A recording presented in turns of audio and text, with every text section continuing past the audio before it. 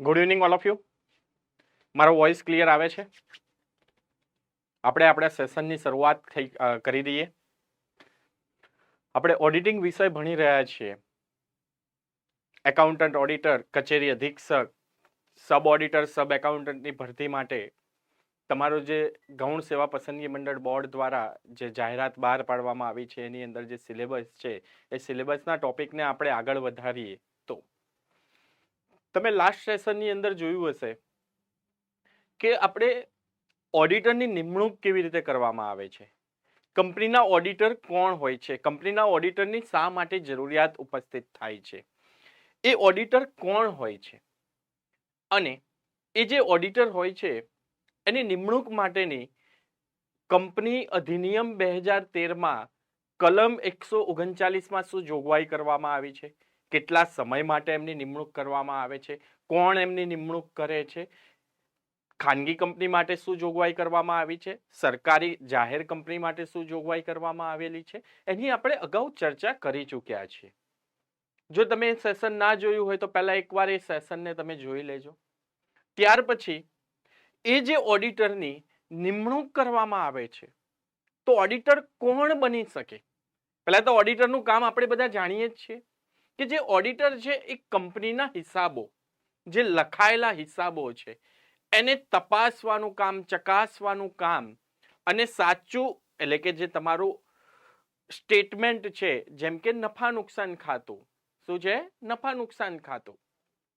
તો એ નફા નુકસાન ખાતું સાચી હકીકત દર્શાવે છે કે નહીં, સાચો નફો દર્શાવે છે કે નહીં, અને તમારી જે બેલેન્સ શીટ છે એ તમારા ધંધાની જે કોઈ પણ મિલકત છે અને જવાબદારીઓ છે એનો સાચો ચિતાર રજૂ કરે છે કે નહીં, યોગ્ય અને વ્યવસ્થિત રીતે રજૂ થાય છે કે નહીં, એ ચકાસવાનું કામ કોનું છે? ઓડિટરનું. અને એ ઓડિટર જે છે એ ઓડિટરની નિમણૂક જે થાય છે તે નિમણૂક કરવા માટે કયો વ્યક્તિ લાયક છે, એટલે કે એની ક્વોલિફિકેશન શું છે, એ ઓડિટરની ક્વોલિફિકેશન શું છે એની આજે આપણે ચર્ચા કરવાની છે. એમ આઈ ક્લિયર? કે જે ઓડિટર છે એની લાયકાત શું છે, ક્વોલિફિકેશન શું છે, એની ડિસક્વોલિફિકેશન એટલે કે ગેરલાયકાત શું છે, એની આપણે ચર્ચા કરવાની છે.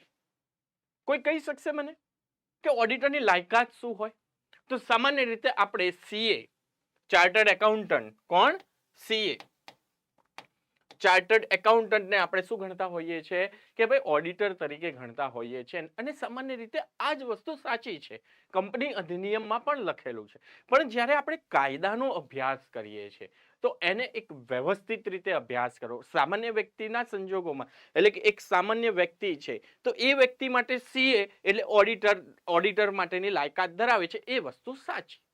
પણ આપણે જ્યારે કાયદાનો અભ્યાસ કરીએ તો એ સીએ થી પણ આગળ વધવું પડે છે આપણે. અને કાયદામાં એ અંગે એટલે કે કંપની અધિનિયમ 2013 એની કલમ 141, કઈ કલમ છે? કલમ 141, 141. તો કલમ 141માં ઓડિટરની લાયકાત અંગેની જોગવાઈ કરવામાં આવેલી છે. એની પેટા કલમો છે. કેવી રીતે પેટા કલમો વંચાય આપણે આગળના લેક્ચરમાં કહી દીધું કે ભાઈ 141 સબસેક્શન 1, સબસેક્શન 2, સબસેક્શન 3, સબસેક્શન 4. તો આ બધું શું છે એ આપણે સમજતા છીએ. સામાન્ય રીતે જે વ્યક્તિ પાસે ચાર્ટર્ડ એકાઉન્ટન્ટની ડિગ્રી છે અથવા ચાર્ટર્ડ એકાઉન્ટન્ટની એની પાસે એ ડિગ્રી હોલ્ડિંગ કરે છે, ચાર્ટર્ડ એકાઉન્ટન્ટ છે, એ વ્યક્તિ શું બની શકે છે? ઓડિટર તરીકે લાયક ગણવામાં આવે છે. એને શું ગણવામાં આવે છે? ઓડિટર તરીકે લાયક ગણવામાં આવે છે.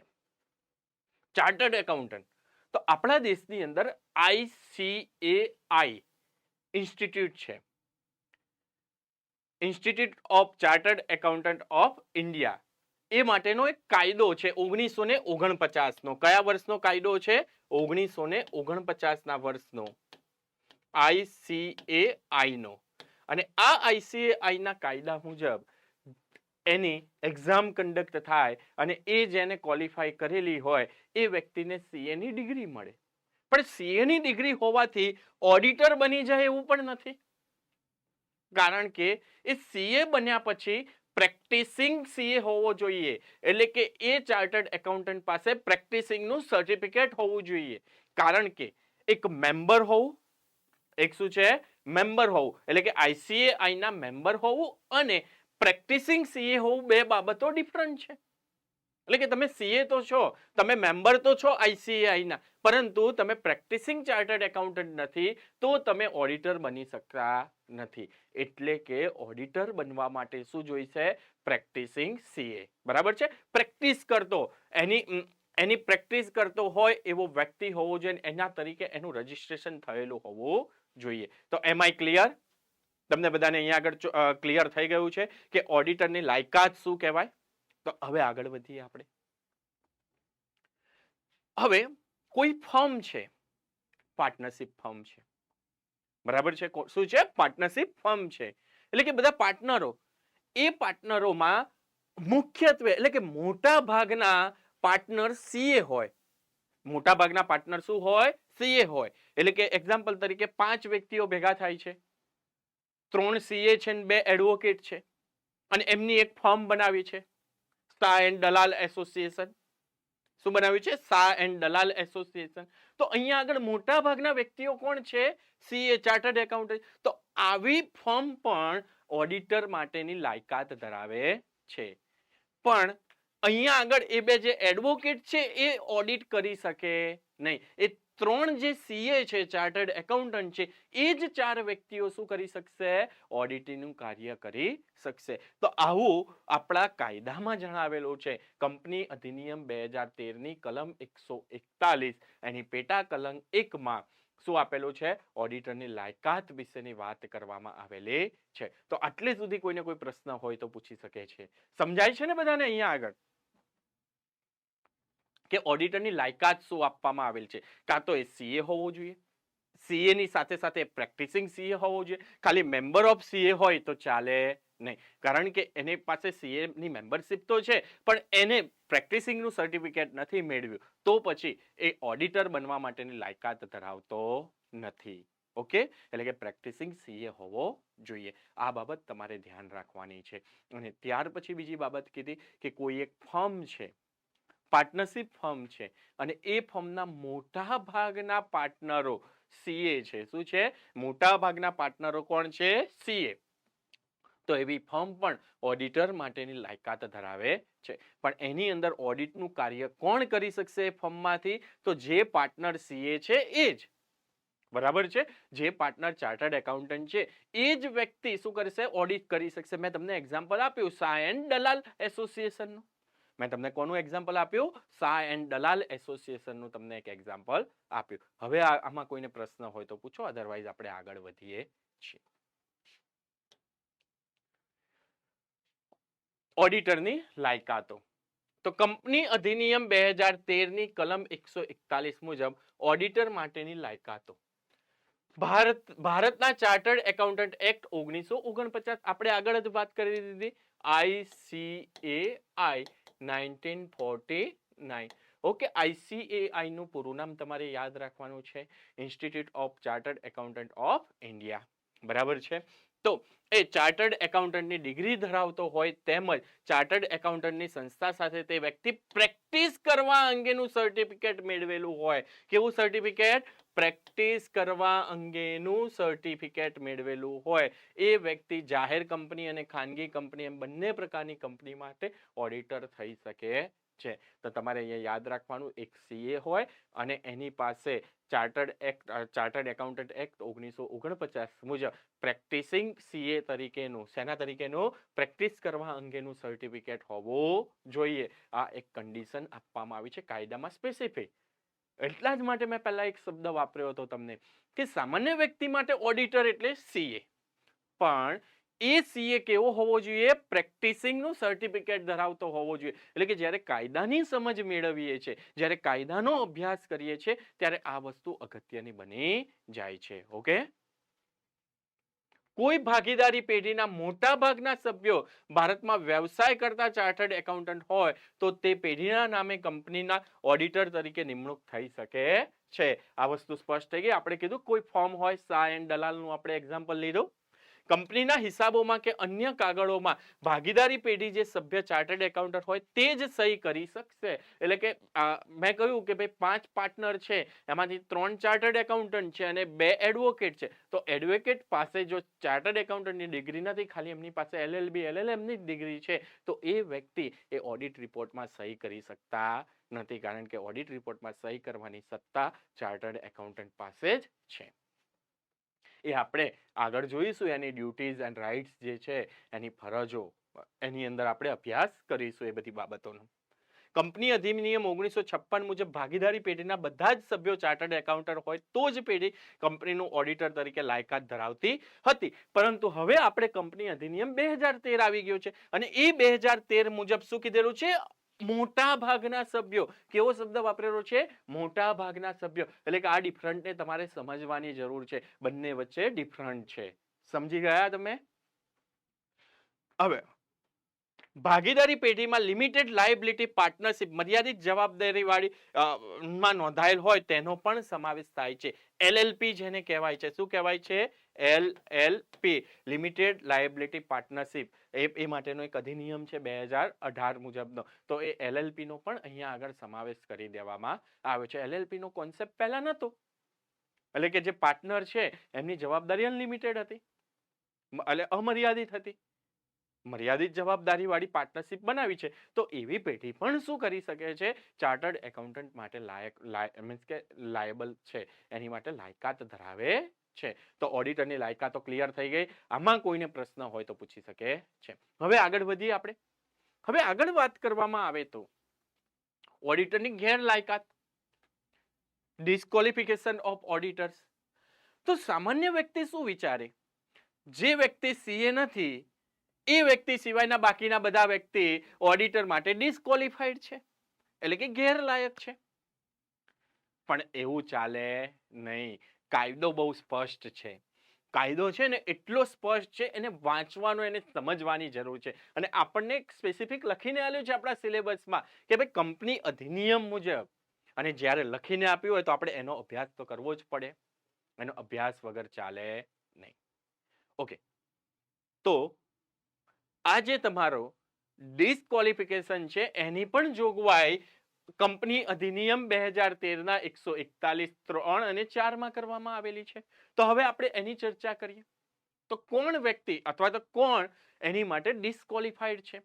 એટલે કે કોણ એનો ઓડિટર બની શકતો નથી, કંપનીનો ઓડિટર તરીકે નિમણૂક પામી શકતા નથી, એની હવે આપણે ચર્ચા કરી. કોઈ ખ્યાલ હોય તો કોમેન્ટ કરી શકે છે ડિસ્કોલિફિકેશન વિશે.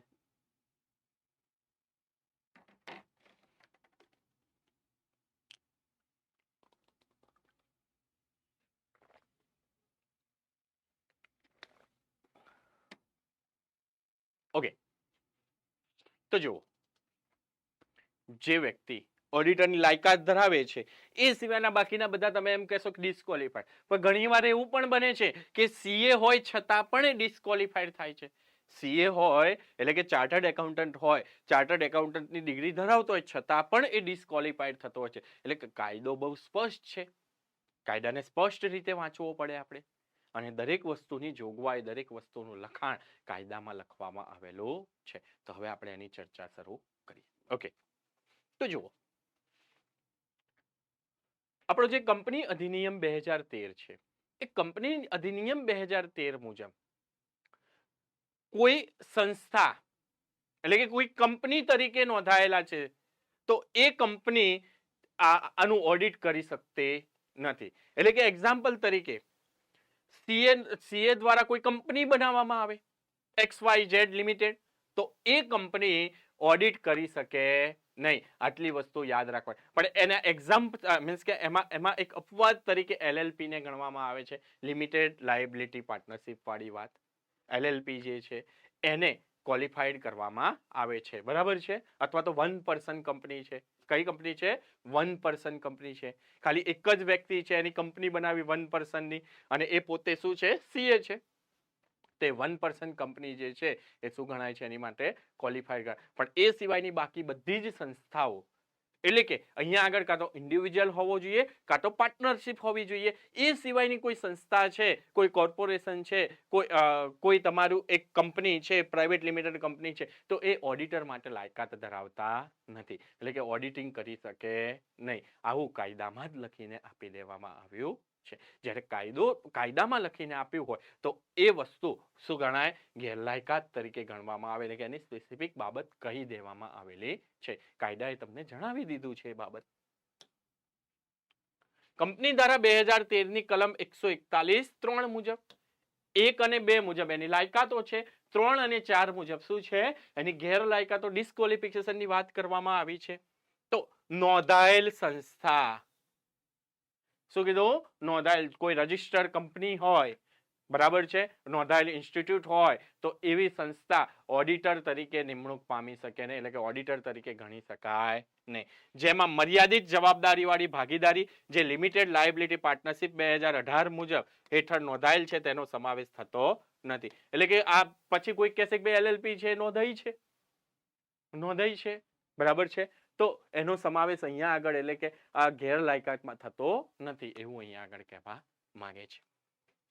હવે તમે પોતે સીએ છો, પ્રેક્ટિસિંગ સીએ છો, તમે લાયકાત ધરાવો છો, પરંતુ તમે કોઈ કંપનીમાં, એટલે કે એક્ઝામ્પલ તરીકે ABCD લિમિટેડમાં, કઈ સંસ્થા છે? ABCD limited. તો ABCD લિમિટેડમાં તમે ત્યાં આગળ કોઈ એમ્પ્લોયી છો, એટલે કે સીએ તરીકે જ તમે એમ્પ્લોયી છો, અથવા તો તેના કોઈ ઓફિસર છો, તમે ત્યાંના શું છો? ઓફિસર છો. તો તમે એ કંપનીનું ઓડિટ કરી શકો નહીં. એટલે કે એ કંપનીના ઓડિટ કરવા માટે, એટલે કે ABCD લિમિટેડ કંપનીના ઓડિટર તરીકે તમે શું બનો છો? ગેરલાયક બનો છો. કહેવાનો મતલબ સમજ્યા તમે? કે એ વ્યક્તિ સીએ તો છે, પરંતુ સીએની સાથે સીએ હોવા છતાં પણ એ ગેરલાયક બને. શેના કારણે? એ જે કંપનીનું ઓડિટ કરવા માંગે છે એ કંપનીમાં એ પોતે શું છે? એમ્પ્લોયી છે, કર્મચારી છે, અથવા તો એનો અધિકારી છે. જ્યારે કોઈ વ્યક્તિ આવી રીતે જોડાયેલો હોય, એટલે કે એક્ઝામ્પલ તરીકે હું છું અને હું ABCD લિમિટેડની અંદર નોકરી કરતો વ્યક્તિ હોઉં, તો હું એ ABCD સીએ છું, તો તેમ છતાં પણ હું એ કંપનીનું ઓડિટ કરી શકું નહીં. કારણ કે આપણે પહેલા જ લેક્ચરમાં ચર્ચા કરી ચૂક્યા હતા કે ઓડિટર એ કેવો વ્યક્તિ હોવો જોઈએ? સ્વતંત્ર વ્યક્તિ, ઇન્ડિપેન્ડન્ટ પર્સન હોવો જોઈએ. બરાબર છે? કેવો વ્યક્તિ હોવો જોઈએ? સ્વતંત્ર વ્યક્તિ હોવો જોઈએ. અને સ્વતંત્ર વ્યક્તિ નથી, કારણ કે કંપની સાથે એક રિલેશનથી જોડાયેલો છે. શેના રિલેશનથી જોડાયેલ છે? એમ્પ્લોયી અને એમ્પ્લોયર તરીકેનું રિલેશનશિપ છે એ બંને વચ્ચે, ABCD લિમિટેડ અને મારા વચ્ચે. માટે હું એનો શું ના બની શકું? ઓડિટર બની શકું નહીં. ઓડિટર બનવા માટે ગેરલાયક બની જવું છું. તો આટલી બાબત સ્પષ્ટ છે તમને બધાને કે કોઈ વ્યક્તિ કે અધિકારી કે કર્મચારી કે પોતે. ત્યાર પછી આજે એમાં નોકરીમાં હોય તો તેવી વ્યક્તિ શું નથી બની શકતો? એ વ્યક્તિ એનો સભ્ય બની શકે, એટલે કે એનો ઓડિટર બની શકતો નથી. હવે હું છું, હું તમને દરેકમાં મારાથી જ એક્ઝામ્પલ આપીશ અને આપણે ABCD લિમિટેડનું જ આપણે એક્ઝામ્પલ જોઈશું. એટલે શું થાય? મજા આવે, આપણે એક સરળતાથી સમજી શકીએ. આ આખું ગેરલાયકાતનું ચેપ્ટર પતે, એટલે કે આ આખી બાબત પતે ત્યાં સુધી આપણે શું કરીશું? એ બાબતને જોતા રહીશું. ઓકે, હવે આજે મેં ABCD લિમિટેડ કંપનીમાં કોઈ સિક્યોરિટી ધરાવું છું. શું ધરાવું છું? સિક્યોરિટી, એટલે કે શેર ધરાવું છું. તેને કોઈ સ્ટોક છે, પ્રેફરન્સ શેર, ઇક્વિટી શેર, કોઈ પણ વસ્તુ છે, એમાં મેં રોકાણ કરેલું છે. હવે મેં રોકાણ કરેલું છે, હું ઇન્ડિપેન્ડન્ટ પર્સન છું, પણ મેં કંપનીમાં ABCD લિમિટેડમાં શું કરેલું છે? રોકાણ કરેલું છે. તો મેં ABCD લિમિટેડમાં રોકાણ કર્યું છે, તો હું એનો ઓડિટર માટે લાયક બનતો નથી, કારણ કે હું બાયસ રાખી શકું છું. હું શું કરી શકું છું? બાયસ કરી શકું છું, કારણ કે મેં એમાં ઇન્વેસ્ટમેન્ટ કર્યું છે, એના નફામાંથી હું ભાગ મેળવી રહ્યો છું. તો હું મારા પ્રત્યે, એટલે કે મારી માટે કંઈક સારું વિચારી લઉં, કોઈ નિર્ણય એવો લઈ લઉં, એ બધી બાબતો અહીંયા આગળ ક્લેશ થતી હોય છે. ટ્રસ્ટીશિપ આવી જતી હોય છે. શું આવી જતી હોય છે? ટ્રસ્ટીશિપ આવી જતી હોય છે. તો આવો વ્યક્તિ પણ શું નથી બની શકતો? કે આ વ્યક્તિ પણ ઓડિટર માટે ગેરલાયક બની જાય છે. એટલે કે સીએ હોવા છતાં, એનો એમ્પ્લોય નહીં હોવા છતાં પણ એ વ્યક્તિ શું બને છે? ગેરલાયક બને છે. કયા સંજોગોમાં? ત્યાં આગળ શેરમાં કોઈ રોકાણ કરેલું હોય. બરાબર છે? એટલે કે મારું પોતાનું શું હોય? રોકાણ હોય. અથવા તો મેં કંપનીને લોન આપી હોય. મેં શું કર્યું હોય? કંપનીને લોન આપી હોય. બરાબર છે? અથવા તો લોન લીધી હોય, ડેટર્સ હોય કે ક્રેડિટર્સ હોય, તો એ લોન આપી છે કે લોન લીધી છે, તો પણ હું એનો શું નથી બની શકતો?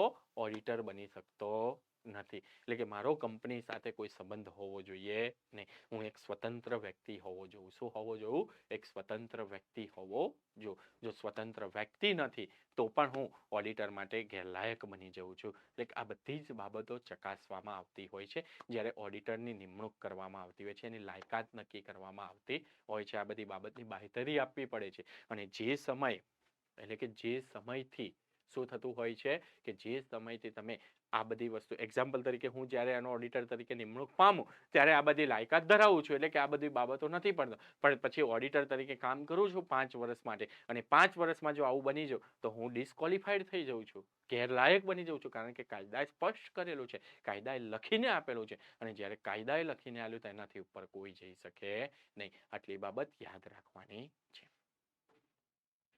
વ્યક્તિ પોતે અથવા તેના ભાગીદારે, એટલે કે આપણે બંને, આપણે જે લાયકાત માટેનું કીધું હતું એ ઇન્ડિવિજ્યુઅલ અથવા ફર્મ, કંપનીમાં એક પણ રૂપિયાનું શેર કે અન્ય સ્ટોકમાં રોકાણ કર્યું હોય તો કંપનીમાં કોઈ હિત ધરાવતો હોય અથવા તે કંપનીની શાસક કંપનીમાં અથવા તે કંપનીની ગૌણ કંપનીમાં અથવા તે કંપની સાથે સંકળાયેલ કોઈ પણ કંપનીમાં, તો કહેવાનો મતલબ એક જ છે કે કાં તો એબીસીડી લિમિટેડ પોતે પાસે, એની કોઈ સબસિડરી છે એ સબસિડરી પાસે, એની કોઈ ગૌણ કંપની છે, બરાબર છે, હોલ્ડિંગ કંપની છે, તો એમાં, એટલે કે આની અંદરથી કોઈ પણ જગ્યાએ જો તમે રોકાણ કર્યું છે, એટલે કે એબીસીડી લિમિટેડમાં પોતે ને એબીસીડી લિમિટેડની XYZ સબસિડરી છે, તો એ XYZ માં પણ રોકાણ કર્યું છે તો પણ હું આનો ઓડિટર બની શકતો, કારણ કે એ બંને કંપની સંયોજન ધરાવે છે, એ બંને કંપની હોલ્ડિંગ અને સબસિડરી કંપની ધરાવે છે. બરાબર છે? આ બધા કોન્સેપ્ટ તમે એકાઉન્ટમાં આગળ ભણશો કે ભાઈ હોલ્ડિંગ કંપની કોને કહેવાય, સબસિડરી કંપની કોને કહેવાય, એટલે કે શાસક કંપની અને ગૌણ કંપની, સાદી ભાષામાં કહીએ તો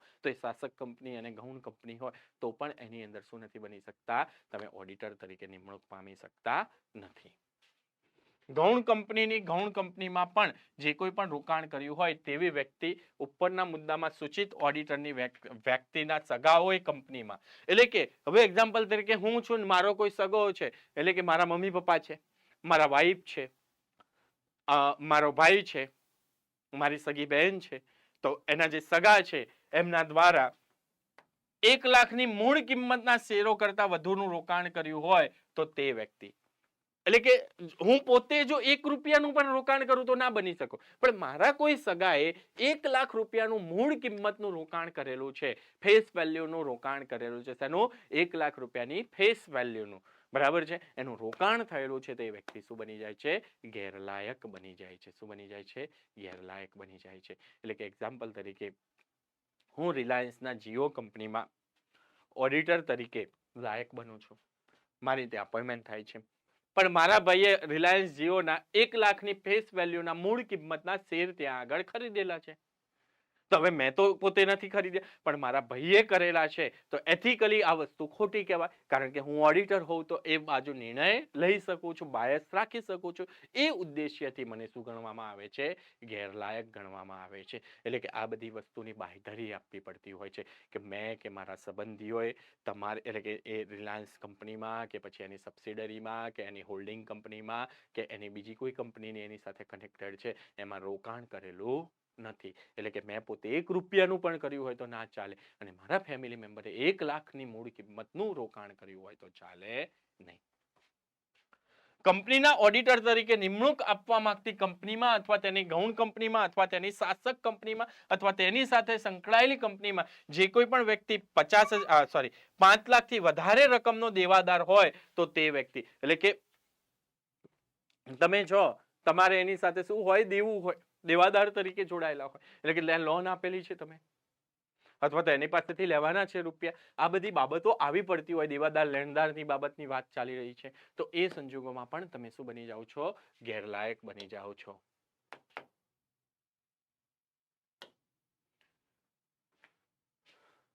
જે કોઈ પણ વ્યક્તિ કોઈ ત્રાહિત વર્ગની લોન કે દેવાદારમાં 1 લાખથી વધારે રકમની ગેરંટી આપી હોય, એટલે કે ગેરંટરે પણ ના ચાલે. એટલે કે એક્ઝામ્પલ તરીકે તમારે લોન લેવી છે, ત્યાંથી તમને લોન આપી છે અને એમાં ગેરંટર તરીકે હું હોઉં તો હું એનો ઓડિટર માટે ગેરલાયક બની ગયો 1 લાખથી વધારેની રકમ માટે. બરાબર, બધી જ બાબતો અહીંયા મેન્શન કરેલી છે કાયદામાં. કોઈ વ્યક્તિ પેઢી પ્રત્યક્ષ કે પરોક્ષ રીતે કોઈ કંપની, તેની ગૌણ કંપની, તેની શાસક કંપની કે તેની સાથે જોડાયેલી કંપની વચ્ચે કોઈ ધંધાકીય સંબંધ હોય, એટલે કે કંપની દ્વારા કોઈ ટેન્ડર પાડવામાં આવે છે, કંપની દ્વારા શું કરવામાં આવે છે, ટેન્ડર પાડવામાં આવે છે કે ત્યાં આગળ સિક્યોરિટી ગાર્ડ રાખવાના છે. એક્ઝામ્પલ તરીકે બોડીગાર્ડ સિક્યોરિટી લિમિટેડ નામની મારી કંપની ચાલે છે, મારી એક એસોસિએશન ચાલે છે અને એની પાસે એનો કોન્ટ્રાક્ટ છે. એ કંપનીમાં એનો કોન્ટ્રાક્ટ છે, એટલે કે મારા બાઉન્સરો, મારી કંપનીના બાઉન્સરો ત્યાં આગળ નોકરી કરે છે, ત્યાંથી ટેન્ડરિંગથી જોડાયેલા છે, તો હું એનો શું ના બની શકું, ઓડિટર બની શકું નહીં, કારણ કે મારો ધંધાકીય સંબંધ થઈ ગયો. એની સાથેનો કેવો સંબંધ થઈ ગયો? ધંધાકીય સંબંધ થઈ ગયો. જો ધંધાકીય સંબંધ હોય તો એ બાબત ચાલે નહીં. એવું વ્યક્તિ પણ ઓડિટર માટે ગેરલાયક ધરાવે છે. તો હવે સ્પષ્ટ થતું જાય છે કે કોણ કોણ ઓડિટર માટે ગેરલાયક બની જાય છે, કયા સંજોગોમાં ગેરલાયક બનતા હોય છે. તો આ બધી બાબતો તમારે ધ્યાનમાં રાખવાની છે. આ બધી વસ્તુને ધ્યાનમાં લઈને તમારે ચાલતું રહેવાનું છે. કોઈ વ્યક્તિ જે પોતે કંપનીમાં ડિરેક્ટર હોય અથવા તેના સગા કંપનીના ડિરેક્ટર હોય અથવા તે પોતે કંપનીના સંચાલનમાં કોઈ મહત્વની જગ્યાએ કેમેનશીપ જેને કહેવાય, એટલે કે કોઈ પાસે કેમેનશીપ, કોઈ મુખ્ય નીતિ વિષયક નિર્ણયો લેવાની સત્તા હોય તો તેવો વ્યક્તિ પણ શું નથી બની શકતો? ઓડિટર બની શકતો. એટલે કે હું એબીસીડી લિમિટેડનો ડિરેક્ટર છું, બરાબર છે, અને હું જ પોતે ઓડિટર બનું છું, તો હું કેવો નિર્ણય લેવાનો? કહેવાનો મતલબ સમજો છો? અથવા કોઈ કેમેનશીપ છે, એટલે કે કોઈ નીતિ વિષયક નિર્ણય લેવામાં બહુ ખૂબ અગત્યની વ્યક્તિ ધરાવતો હોય, શું હોય, કોઈ મહત્વની જગ્યા પર કામ કરતો હોય, તો પણ હું ઓડિટર માટે શું બની જઉં છું? ગેરલાયક બની જઉં છું. મારા કોઈ સગા હોય, મારા કોણ હોય, કોઈ સગા ડિરેક્ટરમાં હોય કે કેમેનશીપમાં હોય, તો પણ હું એની માટે શું બની જઉં છું? ગેરલાયક બની જતો હોઉં છું. તો આટલી બાબતો સ્પષ્ટ થાય છે તમને કે અહીંયા આગળ કોઈને કોઈ પ્રશ્ન છે, કોઈ ડાઉટ છે? તો આ હતી ઓડિટરની ગેરલાયકાતો. એટલે કે આજે આપણે અત્યારે હાલ ઓડિટરની લાયકાત અને ગેરલાયકાત વિશેની ચર્ચા કરી ચૂક્યા છે. કઈ સેક્શનમાં એની બાબતની વાત કરવામાં આવી છે? તો સેક્શન 141 1 અને 2 માં ઓડિટરની લાયકાતની વાત કરવામાં આવી છે અને 3 અને 4 માં ઓડિટરની ગેરલાયકાત વિશેની વાત કરવામાં આવેલી છે. આ બધું જ કંપની અધિનિયમ 2013 માં જણાવેલું છે અને આ તમારા માટે મોસ્ટ ઇમ્પોર્ટન્ટ ટોપિક છે. કેવો છે? મોસ્ટ ઇમ્પોર્ટન્ટ ટોપિક છે. એટલે આ બધી જ વસ્તુ યાદ રાખવાની છે, as well as men's exam માટે પણ. કારણ કે જીપીએસસી એ મેન્સ એક્ઝામમાં ઓડિટરની લાયકાત ગેરલાયકાત વિશેનો પ્રશ્ન પૂછેલો છે. તો તમારી ગૌણ સેવા પસંદગી મંડળ બોર્ડની પરીક્ષા પ્રિલિમ પ્લસ મેન્સ જે છે, એમાં મેન્સ પરીક્ષામાં ઓડિટરની લાયકાત અને ગેરલાયકાત વિશેનો 5 માર્ક્સનો પ્રશ્ન તમને પૂછાઈ શકે છે. બધા જ લોકો લખશે આ બધું જ, પણ જ્યારે આપણે સેક્શન મેન્શન કરીશું, એક્ઝામ્પલ મેન્શન કરીશું, આ બધી બાબતો મેન્શન કરીશું, ત્યારે તમારો જવાબ એ મેક્સિમમ માર્ક્સ તરફ આગળ વધશે. ક્લિયર થાય છે? અને એઝ વેલ એઝ પ્રિલિમમાં તો ઇમ્પોર્ટન્ટ છે જ, કે તમને આપી દીધેલું હોય કે નીચેના પૈકી ઓડિટરની ગેરલાયકાતો અંગે કયું વિધાન સત્ય નથી, કયું વિધાન સત્ય નથી. બરાબર છે? આવી રીતનો પ્રશ્ન પૂછી લેવામાં આવે HAT પ્રકારનો, તો એ વખતે તમને ખબર પડવી જોઈએ. Okay, done. આગળ વધીએ હવે આપણે. તો ઓડિટરને દૂર કરવા, શું કરવા? ઓડિટરને દૂર કરવા. આ બધી જ જોગવાઈઓ કંપની અધિનિયમ 2013 ની કલમ 139 થી 148 સુધીમાં કરવામાં આવેલી છે. એટલે કે 139 થી 148 એ તમારા માટે ખૂબ અગત્યની કલમ છે કંપની અધિનિયમની. તમે કંપની અધિનિયમ વાંચશો એ વસ્તુ અલગ છે, પણ સ્પેસિફિક ઓડિટરના ચેપ્ટર માટે, ઓડિટરના ટોપિક માટે કઈ કલમ? 139 થી 148. બરાબર છે? એ તમારા માટે અગત્યની બની જાય છે.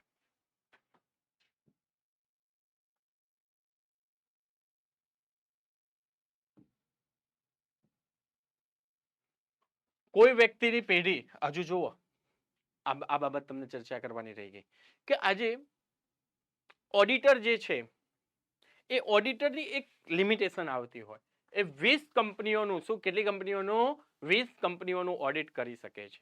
એમાં કેટલાક અપવાદો છે એટલે કે નાની કંપની હોય, સ્મોલ કંપની હોય. અહીંયા આગળ જે વાત કરવાની છે, જે કંપનીની પેડઅપ કેપિટલ જે છે એની મૂડી જે છે 100 કરોડ કે તેથી વધારે છે એવી કંપનીઓ. તો એવી 20 કંપનીઓનું જ શું કરી શકે છે? ઓડિટ કરી શકે છે. 20 થી ઉપર 21મી કંપની થશે. 20 થી ઉપર કેટલી કંપની થશે?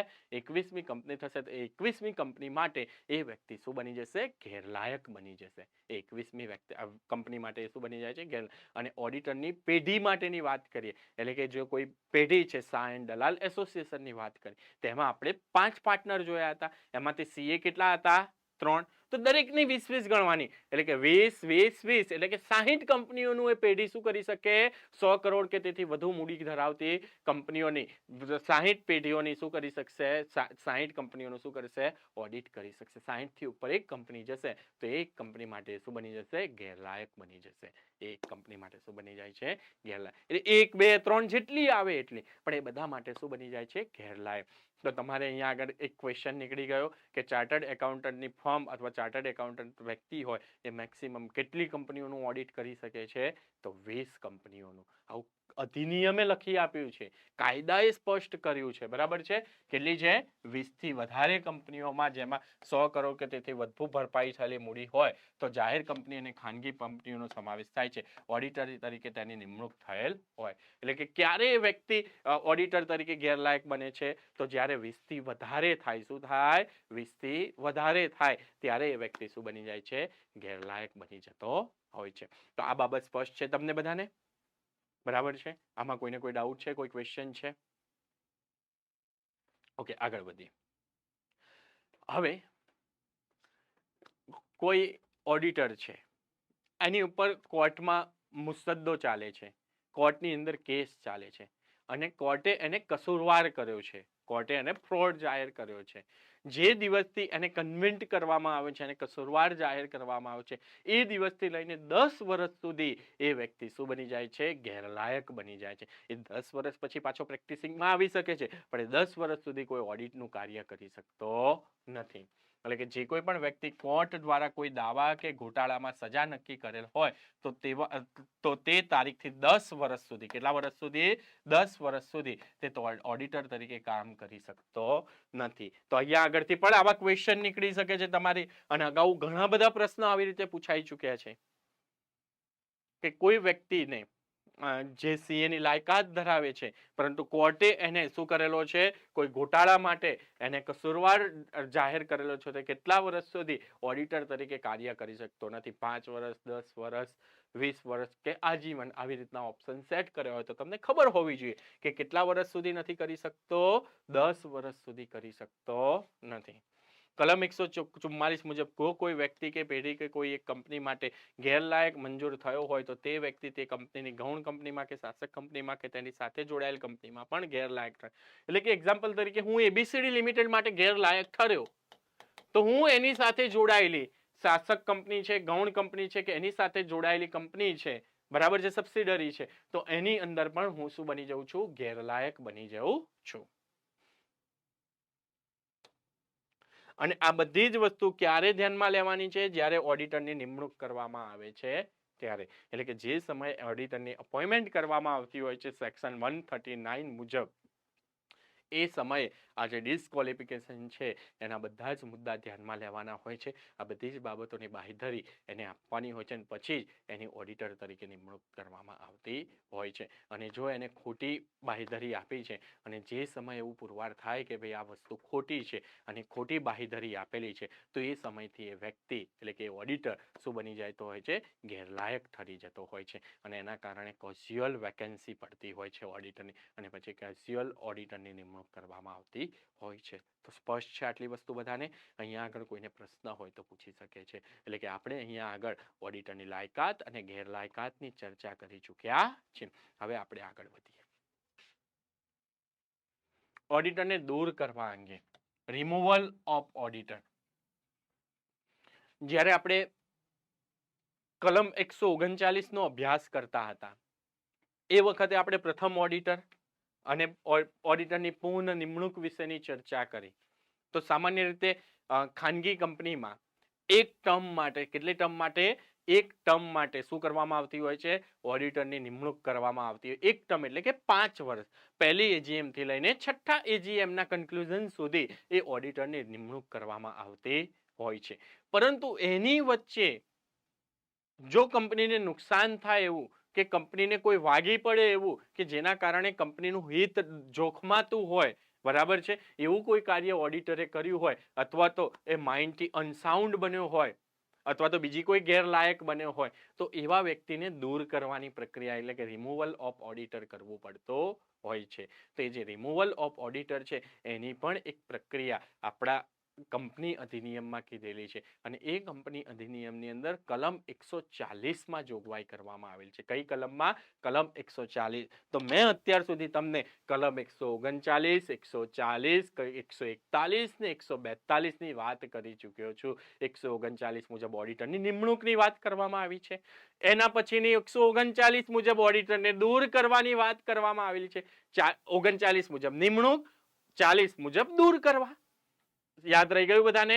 139 મુજબ નિમણૂક અને 140 મુજબ શું કરવાના છે? દૂર. અને 141 મુજબ એની લાયકાત અને ગેરલાયકાતની વાત કરી છે અને 142 મુજબ એના રેમ્યુનરેશન, એના મહેનતાણાની વાત કરવામાં આવેલી છે. બરાબર છે? ડન. આટલી વસ્તુ. કોઈને કોઈ પ્રશ્ન છે આની અંદર? તો એને દૂર કરવા અંગેની શું જોગવાઈ કરવામાં આવેલી છે, એની માટે શું કરવામાં આવે છે? તો અહીંયા ડિરેક્ટરો જે છે, કોણ છે? ડિરેક્ટરો. એટલે જે કંપનીનું જે વહીવટી તંત્ર જે છે, કંપનીના ડિરેક્ટરોનું મંડળ છે, તો એમને લાગે છે કે ભાઈ આ કંપની માટે નુકસાનકારક છે. તેના કારણો સાથે એમની એક સામાન્ય એમની જે સભા મળે છે અને એ સભાની અંદર એક સ્પેશિયલ રિઝોલ્યુશન પાસ કરવામાં આવે છે. શું પાસ કરવામાં આવે છે? સ્પેશિયલ રિઝોલ્યુશન પાસ કરવામાં આવે છે. અને એ સ્પેશિયલ રિઝોલ્યુશન પાસ કર્યાના 30 દિવસમાં એડીટી 2 ફોર્મમાં, કયા ફોર્મમાં? એડીટી 2 ફોર્મમાં. જ્યારે ઓડિટરની નિમણૂક થતી હતી ત્યારે આપણે જોયું હતું એડીટી 1 ફોર્મ કેટલા દિવસમાં? 15 દિવસમાં. ક્યાં આપવાનું હતું? કંપની રજિસ્ટ્રાર સમક્ષ કેન્દ્ર સરકારમાં રજૂ કરવાનું હતું. અહીંયા આગળ કયું ફોર્મ છે? એડીટી 2. તો આ યાદ રાખવાનું છે. એડીટી 1 ફોર્મ શેની માટે છે?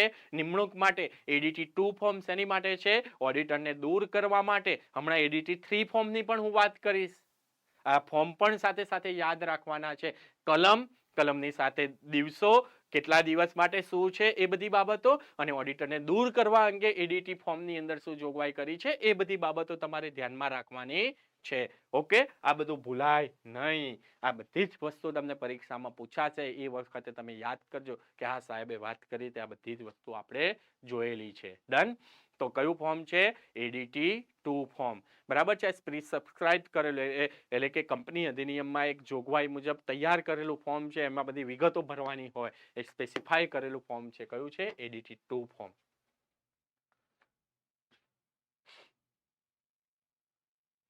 જો પ્રથમ ઓડિટર તો જે 1 વર્ષ માટે નિમણૂક પામે છે એટલે 1 વર્ષ પછી એને દૂર કરી શકાય છે. પણ ત્યાર પછી જે પૂર્ણ નિમણૂક પામેલા એટલે કે ટર્મ માટે, એક ટર્મ એટલે કે 5 વર્ષ, આપણે આ બધી વાતો અગાઉના લેક્ચરમાં કરી ચૂક્યા છીએ. એટલે તમે એ લેક્ચર જોશો એટલે સ્પષ્ટ થશે બધી બાબતો.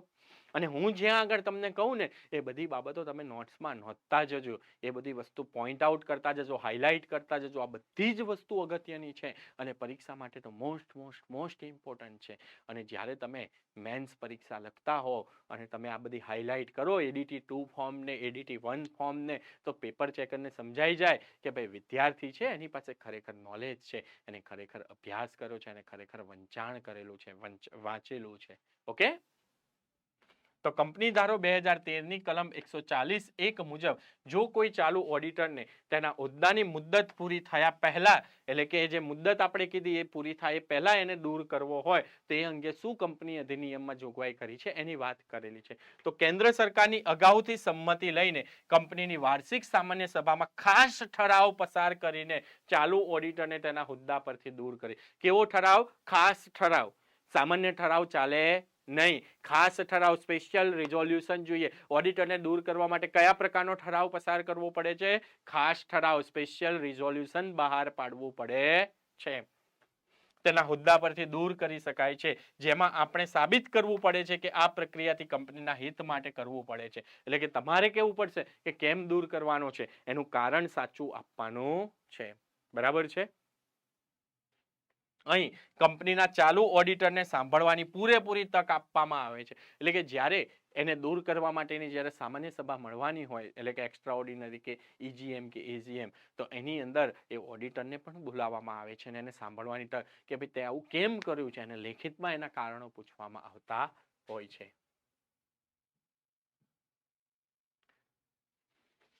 હવે સરકારી કંપનીમાં કંટ્રોલર એન્ડ ઓડિટર જનરલ છે, પરંતુ તેનું વેતન તો ઓકે. આ તો હવે આ દૂર કરવાની બાબત આખી સમજાઈ ગઈ તમને.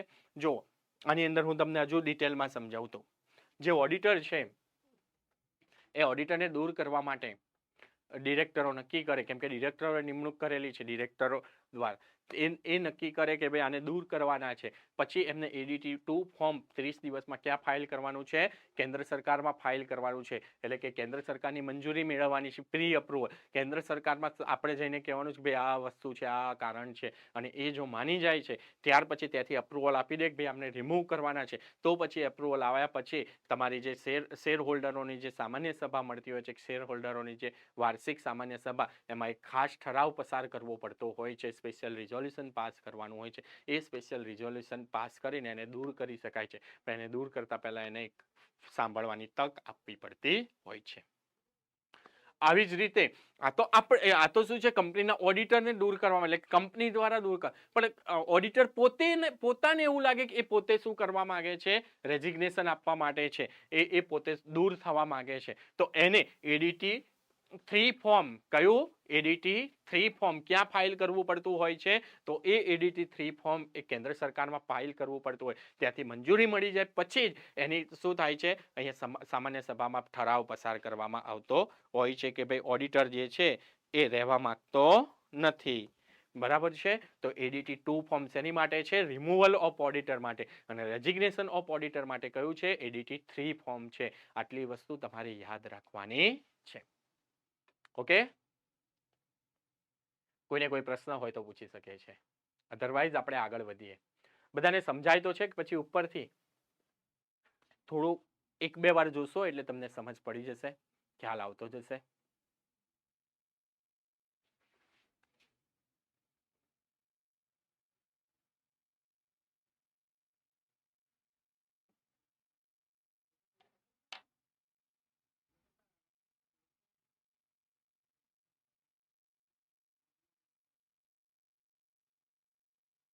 કઈ નહીં, આગળ વધીએ હવે.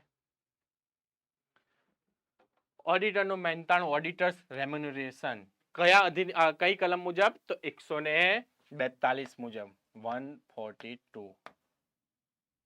કંપની ધારાની કલમ 142 મુજબ ઓડિટરનું મહેનતાણું નક્કી કરવામાં આવતું હોય છે.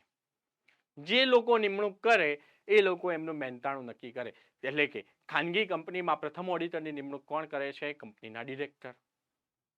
એટલા માટે એમનું મહેનતાણું કોણ નક્કી કરશે? પ્રથમ ઓડિટરનું, તો કંપનીના ડિરેક્ટર નક્કી કરશે. પરંતુ ત્યાર પછીના જે પૂર્ણ નિમણૂક પામે છે ઓડિટર, એમની નિમણૂક એ ક્યાં જતી હોય છે? તો ફર્સ્ટ AGMમાં થતી હોય છે, અને કંપનીના શેર હોલ્ડરો દ્વારા નિમણૂક કરવામાં આવતી હોય છે. માટે એમનું મહેનતાણું પણ કંપનીના શેર હોલ્ડરો દ્વારા નક્કી કરવામાં આવતું હોય છે. કોના દ્વારા? કંપનીના શેર હોલ્ડરો દ્વારા. જ્યારે જે તમારી જાહેર કંપની છે એમાં કંપનીના ઓડિટરની નિમણૂક CAG કરે છે. કોણ કરે છે? CAG, controller and auditor general. પરંતુ એનું મહેનતાણું નક્કી કરવાની સત્તા કોની પાસે છે? તો સામાન્ય સભામાં શેર હોલ્ડરો દ્વારા નક્કી થાય છે. બરાબર છે? એમાં તો પ્રથમ ઓડિટર હોય કે પૂર્ણ નિમણૂક હોય, એ બધામાં કંટ્રોલર એન્ડ ઓડિટર જનરલ દ્વારા જ શું કરવામાં આવતી હોય છે? તો ઓડિટરની નિમણૂક કરવામાં આવતી હોય છે. બરાબર છે?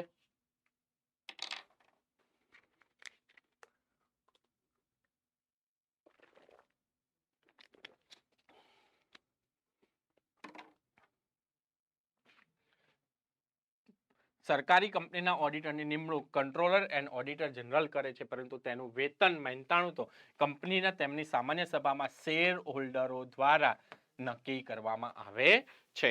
જ્યારે ખાનગી કંપનીની અંદર બિન સરકારી કંપનીમાં પ્રથમ ઓડિટરની નિમણૂક ડિરેક્ટરોનું મંડળ કરે છે, ત્યારે પ્રથમ ઓડિટરનું વેતન પણ ડિરેક્ટરોનું મંડળ જ નક્કી કરે છે. કારણ કે પહેલી એજીએમ મળી નથી, શેર હોલ્ડરોની સભા મળી નથી, એટલા માટે એ નક્કી થઈ શકતું નથી. પણ પ્રથમ ઓડિટરની નિમણૂક કેટલા વર્ષ માટે છે? 1 વર્ષ માટે. એ 1 વર્ષ પૂરતું કોની પાસે છે? ડિરેક્ટરના મંડળ પાસે સત્તા છે. અને ત્યાર પછી તો જે પુનઃ નિમણૂક થાય છે એ તો સામાન્ય સભામાં થતી હોય, એજીએમ ની અંદર થતી હોય છે. અને એજીએમમાં જ શેર હોલ્ડરો દ્વારા ઓડિટરની નિમણૂક થાય છે, માટે એમનું મહેનતાણું પણ એ શેર હોલ્ડરો દ્વારા નક્કી થાય છે. અહીંયા મહેનતાણાની વ્યાખ્યાની અંદર એ ઓડિટરને ચૂકવવામાં આવતી ફી, એ ફી ઉપરાંત એ ઓડિટર દ્વારા કોઈ પ્રવાસ કરવામાં આવ્યો છે, કોઈ ટ્રાવેલિંગ કરવામાં આવેલું છે, એની માટે એને ત્યાં આગળ કોઈ સ્ટે કરવામાં આવ્યો છે, હોટલમાં રોકાયેલો છે, અથવા તો એને કોઈ ટ્રાવેલિંગ કર્યું છે, એનો વાહન વ્યવહાર ભથ્થું, એ બધી જ વસ્તુઓનો સમાવેશ થઈ જતો હોય છે. એના વ્યાજબી ખર્ચાનો સમાવેશ અહીંયા ઓડિટરના મહેનતાણાની અંદર કરી દેવામાં આવતો હોય છે. તો આ બાબત સ્પષ્ટ છે બધાને કે ઓડિટરના મહેનતાણામાં શેનો સમાવેશ કરવામાં આવતો હોય છે. તો દર વર્ષે કંપનીની સામાન્ય સભામાં શેર હોલ્ડર દ્વારા કંપનીના સભ્યો દ્વારા ઓડિટરનું મહેનતાણું નક્કી કરવામાં આવે છે. મહેનતાણા વેતનની રકમ નક્કી કરેલી ફી ઉપરાંત ઓડિટર દ્વારા ઓડિટરના સંદર્ભમાં પછી એ ટ્રાવેલિંગ કર્યું છે, ઓડિટ માટે કરેલું હોવું જોઈએ. પોતાના ફેમિલીને લઈને ફરવા ગયો હોય અને એનું ટ્રાવેલિંગ બિલ્સ મૂકે તો એ ચાલે નહીં. પરંતુ એને ઓડિટ કરવા માટે એક બ્રાન્ચમાંથી બીજી બ્રાન્ચમાં એને ટ્રાવેલ કરવું પડ્યું હોય તો એને શું મળતું હોય છે? એ ટ્રાવેલિંગ માટે જે કોઈ પણ ખર્ચ થયો હોય, વ્યાજબી ખર્ચ એમને પ્રાપ્ત થતો હોય છે. કોઈ ખર્ચાની રકમ તેમજ ઓડિટરને કે તેના સ્ટાફને જે કોઈ પણ સગવડ આપવામાં આવેલો હોય તેના માટે કરેલા ખર્ચા, દાખલા તરીકે હોટલનું ભાડું, જમવાનો ખર્ચ, વાહન વ્યવહાર અંગેનો ખર્ચ વગેરેનો પણ સમાવેશ થાય છે. તો ઓડિટરનું મહેનતાણું ક્લિયર છે. કઈ કલમ મુજબ? કલમ 142 મુજબ. તો અત્યાર સુધી આપણે કલમ 139, 140, 141 અને 142 નો અભ્યાસ કરી ચૂક્યા છીએ. આટલે સુધી કોઈને કોઈ પ્રશ્ન હોય તો પૂછો. હવે આપણે કલમ 143 ઉપર આગળ વધવાના છે. કઈ કલમમાં જવાના છે હવે? કલમ 143, 143. તો આ શું છે કલમ 143? એની અંદર શેની બાબતની વાત કરવામાં આવેલી છે એની હવે આપણે ચર્ચા કરીશું. તો આટલે સુધી કોઈને કોઈ પ્રશ્ન હોય તો પૂછી શકે છે. અધરવાઇઝ આપણે આગળ વધીએ.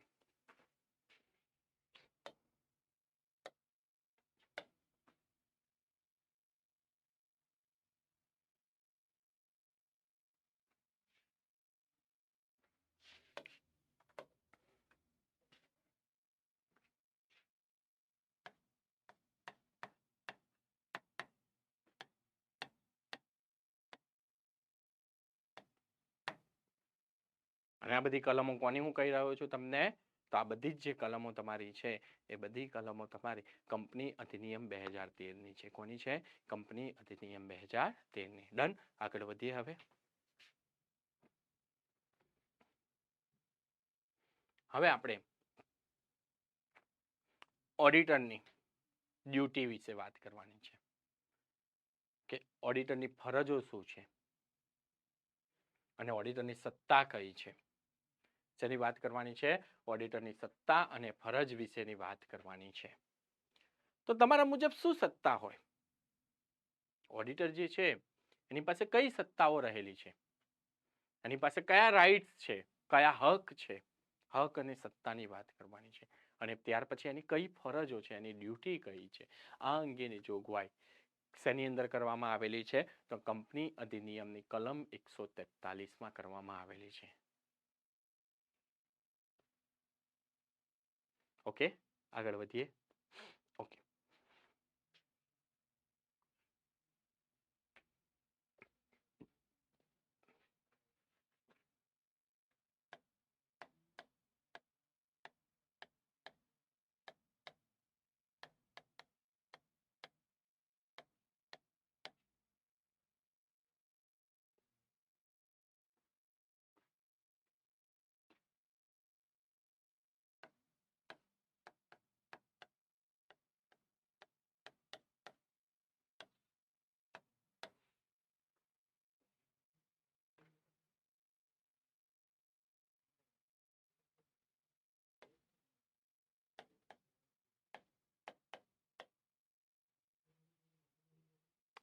Rights and duty of auditor.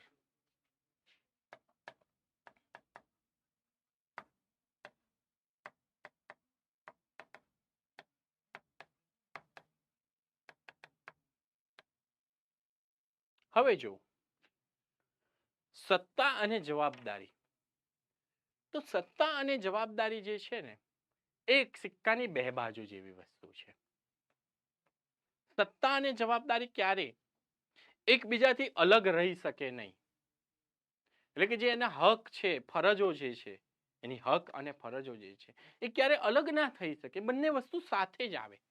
એટલે કોઈ વ્યક્તિ કે મારી સત્તા છે પણ મારી જવાબદારી ના બને આની, તો એ વસ્તુ ખોટી. અને સત્તા છે તો સાથે જવાબદારી છે. એટલે કોઈની જવાબદારી નક્કી કરો છો તો એ પહેલા એની સત્તા આપવી પડે છે. કહેવાનો મતલબ સમજો છો? જ્યારે તમે કોઈની જવાબદારી નક્કી કરો છો તો જવાબદારી નક્કી કરતા સમય એની પાસે એની શું પ્રાપ્ત થતી હોય છે? તો એની સત્તા પ્રાપ્ત થતી હોય છે. એટલે કે સત્તા અને જવાબદારી બંને એકબીજા સાથે જોડાયેલા છે. એકબીજા સાથે શું છે? કનેક્ટેડ છે. બરાબર છે? સત્તા મળી છે તો સાથે જવાબદારી આવવાની છે. અને તમે કોઈ જવાબદારી ઉપાડો છો તો એ પહેલા તમને એની શું પ્રાપ્ત થતી હોય છે? સત્તા પ્રાપ્ત થતી હોય છે. તો સત્તા મળ્યા પછી તમે એની શું મળે છે? જવાબદારી મળતી હોય છે. કહેવાનો મતલબ સમજો છો તમે? બરાબર છે? કે તમારે તમારું વાહન એ તમારે લેફ્ટ સાઈડ ચલાવવું, રાઈટ સાઈડ ચલાવવું, આ તમારી જવાબદારી છે. પણ પહેલા તમને વાહન ચલાવવાની સત્તા તો મળી. એટલે કે તમને લાયસન્સ મળ્યું. તમે લાયસન્સ મળ્યું તો તમે વાહન ચલાવવાની સત્તા મળી છે. સત્તા મળી છે પછી તમને નક્કી શું થાય છે? તમારી જવાબદારી નક્કી થતી હોય છે. કહેવાનો મતલબ સમજી ગયા તમે? એટલે કે સત્તા અને જવાબદારી બંને સાથે જોડાયેલા છે. તો ઓડિટરની શું સત્તા છે? તો ઓડિટરની નિમણૂક શેની માટે કરવામાં આવેલી છે? તો કંપનીના હિસાબો તપાસવા માટે. શું કરવા માટે? કંપનીના જે ફાઇનાન્શિયલ સ્ટેટમેન્ટ છે, એના જે કોઈ પણ સાહિત્યો છે, એના જે કોઈ પણ ડોક્યુમેન્ટ છે, એ તપાસવા માટે કંપનીના ઓડિટરની નિમણૂક કરવામાં આવતી હોય છે. એ લાયકાત ધરાવતા વ્યક્તિની એટલે કે કલમ 139 મુજબ નિમણૂક કરવામાં આવે છે. કલમ 141 મુજબ એની લાયકાતની નક્કી કરવામાં આવેલી છે. એ મુજબ જ્યારે ઓડિટરની નિમણૂક થતી હોય છે અને નિમણૂક પામેલો ઓડિટર છે તો એની સત્તા કઈ, એના હક કયા? તો એમાં પહેલો જ હક છે એનો કે હિસાબી ચોપડા તપાસવાનો હક. એટલે કે જે કોઈ પણ કંપનીમાં એ ઓડિટર તરીકે નિમણૂક પામેલો છે એના હિસાબી સાહિત્યો, એના રોકડ મેળ, એના વાઉચરો, એના લેજર્સ એટલે કે એની ખાતા વહી છે, ત્યાર પછી એની સાથે સંલગ્ન જેટલા પણ દસ્તાવેજો છે એ બધા જ તપાસવાનો, જોવાનો હક કોની પાસે છે? ઓડિટર પાસે છે. કોની પાસે છે? ઓડિટર પાસે રહેલો છે. જો એને હક જ આપવામાં ના આવે અને પછી એ હિસાબી ચોપડામાંથી કોઈ ઘોટાળો નીકળે ને એની માટે જવાબદાર એ ઓડિટરને ઠેરવવામાં આવે તો ચાલે નહીં. એટલે કે ઓડિટરને અહીંયા આગળ શું આપવામાં આવેલી છે? એક સત્તા આપવામાં આવી છે. શું આપવામાં આવી છે? એક સત્તા. હિસાબી ચોપડાઓ તપાસવાની સત્તા. કઈ કલમ મુજબ આપવામાં આવેલ છે? કલમ 143 મુજબ. 143. શેની કલમ? તો કંપની અધિનિયમ 2013 ની કલમ 143 મુજબ. સ્પષ્ટ થાય છે? આ બધું જ તમારા સિલેબસમાં લખેલું. તમે સિલેબસ જોશો ને એટલે તમને ખબર પડશે કે આપણા કેટલા બધા ટોપિક ચાલી ગયા, કેટલું બધું ચાલી ગયું, અંદર શું લખ્યું છે, એ બધી જ બાબતો હું તમને સ્ટેપ બાય સ્ટેપ કરાવતો જાઉં છું. સમજાય છે ને બધાને? તો હિસાબી ચોપડા તપાસવાનો હક કોને પ્રાપ્ત થયેલો છે? ઓડિટરને પ્રાપ્ત થયેલો છે. કંપની અધિનિયમ 2013 ની કલમ 143 મુજબ. તો કંપની ધારાની કલમ 143(1) મુજબ કંપનીના ઓડિટરને ગમે ત્યારે કંપનીના ચોપડા, હિસાબો અને વાઉચરો જોવાનો હક છે. ગમે ત્યારનો મતલબ એટલે અડધી રાત્રે જઈને ઉભા રહો ચાલે ના. કંપનીના સમયગાળા દરમિયાન. એટલે કે કંપનીનો ટાઈમિંગ સવારે 10 થી સાંજે 7 વાગ્યાનો હોય તો એ સમયગાળા દરમિયાન. પછી તમે અડધી રાત્રે જઈને ઉભા થાઓ, રાત્રે 1 વાગે જઈને કહો કે ભાઈ મને હિસાબી ચોપડા બતાવો, 2 થપ્પડ ચોડે, એ ચાલે નહીં. એટલે કે કંપનીના સમયગાળા દરમિયાન. બરાબર છે?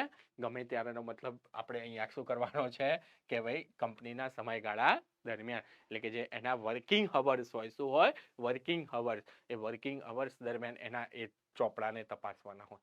ઘણી વખત એવું થતું હોય છે કે ભાઈ એ કંપની શિફ્ટમાં કામ કરતી હોય છે ને રાત્રે પણ એ કંપની કામ કરતી હોય છે અને અમુક મશીન રાતે જ એક્ટિવ થતા હોય છે. એ ત્યાં આગળ એનું સ્ટોક રજિસ્ટર કે જોવા તમારે રાત્રે જ જવું પડતું હોય છે. તો એ વખતે ઓડિટરે રાત્રે પણ જવું પડે છે. ત્યાં આગળ આપણે એવું ના પકડી શકીએ કે ભાઈ કંપનીના સમય દરમિયાન, એ તો ઓફિસ અવર્સ છે, પણ એ સિવાય અમુક સ્પેસિફિક બાબત જ્યારે જે સમય આવતો હોય એ સમયે જવાનું થતું હોય છે. તો કહેવાનો મતલબ સમજો છો તમે? દરેક વસ્તુને હું તમને એક સિનારીઓ ટાઈપ સમજાવું છું કે ભાઈ હકીકતલક્ષી બાબત શું છે. અહીં ચોપડા એટલે કે હિસાબો લખવામાં વપરાતા બધા જ ચોપડા, કોમ્પ્યુટરમાં હિસાબો લખાયેલા હોય તો તે પણ એક હિસાબી ચોપડાનો જ પાર્ટ બને. એટલે કે તમારું ટેલી સોફ્ટવેર છે હિસાબો લખવાનો, એમાં જો હિસાબો લખવામાં આવે છે તો એ પણ એક તમારો એનો પાર્ટ જ છે. બરાબર છે? હિસાબી ચોપડાનો એ પણ એક શું છે? પાર્ટ જ બનતો હોય છે. માહિતી પત્રકો, પડતરના હિસાબો હોય તો તેના ચોપડા, અન્ય ચોપડા જેવા કે કર્મચારીનો પગાર રજીસ્ટર, હાજરી રજીસ્ટર, સ્ટોક રજીસ્ટર વગેરે. તે જ પ્રમાણે વાઉચરમાં બધા જ બિલો, પહોંચો, કરારો, પત્ર વ્યવહારો વગેરેનો સમાવેશ થાય છે. એટલે કે શું શું આવે છે એમાં તપાસવાનું, એ બધી બાબતો.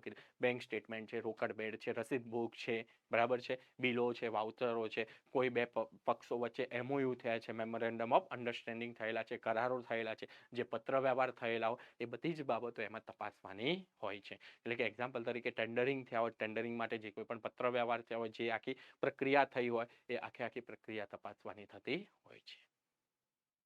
અહીં ઓડિટરને ગમે ત્યારે ચોપડા તપાસવાનો હક છે, પરંતુ ગમે ત્યારેનો અર્થ ઓફિસ કે ધંધાના સમય દરમિયાન ગમે ત્યારે. બરાબર છે? આ સ્પષ્ટ કર્યું અહીંયા આગળ. મેં તમને પહેલા કહી દીધું, અહીંયા આગળ સ્પષ્ટ હવે કર્યું છે કે ભાઈ ગમે ત્યારેનો મતલબ શું છે? ઓફિસ કે ધંધાના સમયગાળા દરમિયાન, વર્કિંગ અવર્સ દરમિયાનની વાત કરવામાં આવી છે. સામાન્ય રીતે ઓડિટર અગાઉથી જ જાણ કરીને સમય નક્કી કરે છે, પણ કેટલાક સંજોગોમાં ઓડિટર અચાનક મુલાકાત લઈને પણ હિસાબો તપાસતા હોય છે. એટલે સામાન્ય રીતે ઓડિટર જ્યારે કંપનીમાં હિસાબો તપાસવા આવવાનો હોય છે એ પહેલા એના દ્વારા ટેલિફોનિક, મૌખિક કે લેખિત રીતે જાણ કરેલી હોય છે કે ભાઈ આટલા વાગે આટલા સમય અમે આવવાના છીએ, એટલે તમે હાજર રાખજો, તમે આ બધું રેડી રાખજો. પણ ઘણી વખત એવી બાબતો હોય છે કે જે સરપ્રાઇઝલી તપાસવી પડતી હોય છે, જેમ કે રોકડના વ્યવહારો, રોકડની બાકી, તે ઓચિંતી તપાસ કરવામાં આવતી હોય છે. અચાનક ત્યાં આગળ પહોંચીને કે ભાઈ તમારા હાથ ઉપર કેટલી રોકડ છે, કેવી રીતનું છે, બધું તપાસવામાં આવતું હોય છે. ઓકે,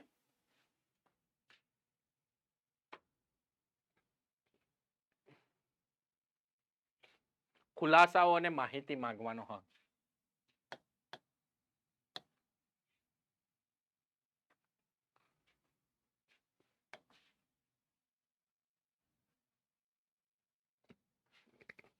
તો આ શું છે? ખુલાસાઓ અને માહિતી માંગવાનો હક. તે એક્ઝામ્પલ તરીકે કોઈ એક ટ્રાન્ઝેક્શન કર્યું છે, એ ટ્રાન્ઝેક્શનની અંદર કોઈ બાબત ઓડિટરને એમ લાગે છે કે ભાઈ આ કેવી રીતે કરવામાં આવ્યું, શા માટે કરવામાં આવ્યું છે, શું જોગવાઈ હતી કે શું બન્યું હતું તે સમય. કારણ કે જ્યારે ટ્રાન્ઝેક્શન થયું એ સમયે તો ઓડિટર પોતે હાજર નહોતો, પરંતુ એનું પોસ્ટમોર્ટમ કરી રહ્યો છે, એટલે કે તપાસી રહ્યો છે. તો હવે એ સમયે એ બાબતના ખુલાસાઓ એમની પાસે માગી શકે છે કે ભાઈ શું હકીકત હતી, કેવી રીતે કરવામાં આવ્યું, તો આ બાબત શું છે એની સ્પષ્ટતાઓ એ માગવાનો, એની માહિતી માગવાનો અધિકાર, હક કોની પાસે છે? ઓડિટર પાસે છે. અને સામેવાળા વ્યક્તિ બંધાયેલા છે કે બધું એમને આપવું પડે છે. સામેવાળા વ્યક્તિ શું છે? બંધાયેલા છે કે એમને એ બધી વસ્તુ શું કરવી પડતી હોય છે? આપવી પડતી હોય છે. કહેવાનો મીનિંગ સમજો છો તમે? તો ઓડિટરને તેની ફરજ દરમિયાન જરૂર લાગે તો કંપનીના ડિરેક્ટરો, ઉચ્ચ અધિકારી, મેનેજિંગ ડિરેક્ટર, મેનેજર, સેક્રેટરી વગેરે જેવા અધિકારીઓ પાસેથી જરૂરી ખુલાસા કે માહિતી માંગી શકે છે. એટલે કે એક્ઝામ્પલ તરીકે કોઈ મશીનરી છે, એ મશીનરી નીકાળી દીધી અને એની જગ્યાએ નવી મશીનરી લીધી. તો હવે આવો નિર્ણય થયો છે, આ ખર્ચ આવ્યો છે નવી મશીનરીનો, તો આ અંગે ઓડિટરને ડાઉટ જાય કે ભાઈ 2 વર્ષ પહેલા તો મશીનરી ખરીદી હતી, તો હવે ફરી કેમ ખરીદવાની જરૂર પડી? તો એ અંગેનો ખુલાસો લેખિતમાં એના ડિરેક્ટર પાસે માંગી શકે છે કે ભાઈ તમે 10 લાખ રૂપિયાનું અગાઉ મશીન ખરીદ્યું હતું, તો ફરી તમારે 40 લાખ રૂપિયાનું મશીન ખરીદવાની શું જરૂર પડી? એનો ખુલાસો લેખિતમાં મેળવી શકે છે, યોગ્ય એની માહિતી મેળવી શકે છે. પછી ડિરેક્ટર કહેશે કે ભાઈ આવો નિર્ણય કેમ લીધો? ખાલી ઓડિટરનું કામ નથી કે ભાઈ નવી મશીનરી ખરીદી, એ 40 લાખ રૂપિયાનું મશીન આવ્યું, પણ એને એ પણ જોવાનું છે કે ભાઈ એ બાબતનો ખુલાસો પણ મેળવવાનો છે કે ભાઈ એ ખરેખર એની જ માટે ખર્ચ કર્યો છે ને. બરાબર છે? તો આ બધી બાબતોનો સમાવેશ શેની અંદર કરી દેવામાં આવે છે? તો ખુલાસાઓ અને માહિતીમાં એનો સમાવેશ કરી દેવામાં આવતો હોય છે. તો આટલી બાબત સ્પષ્ટ છે બધાને?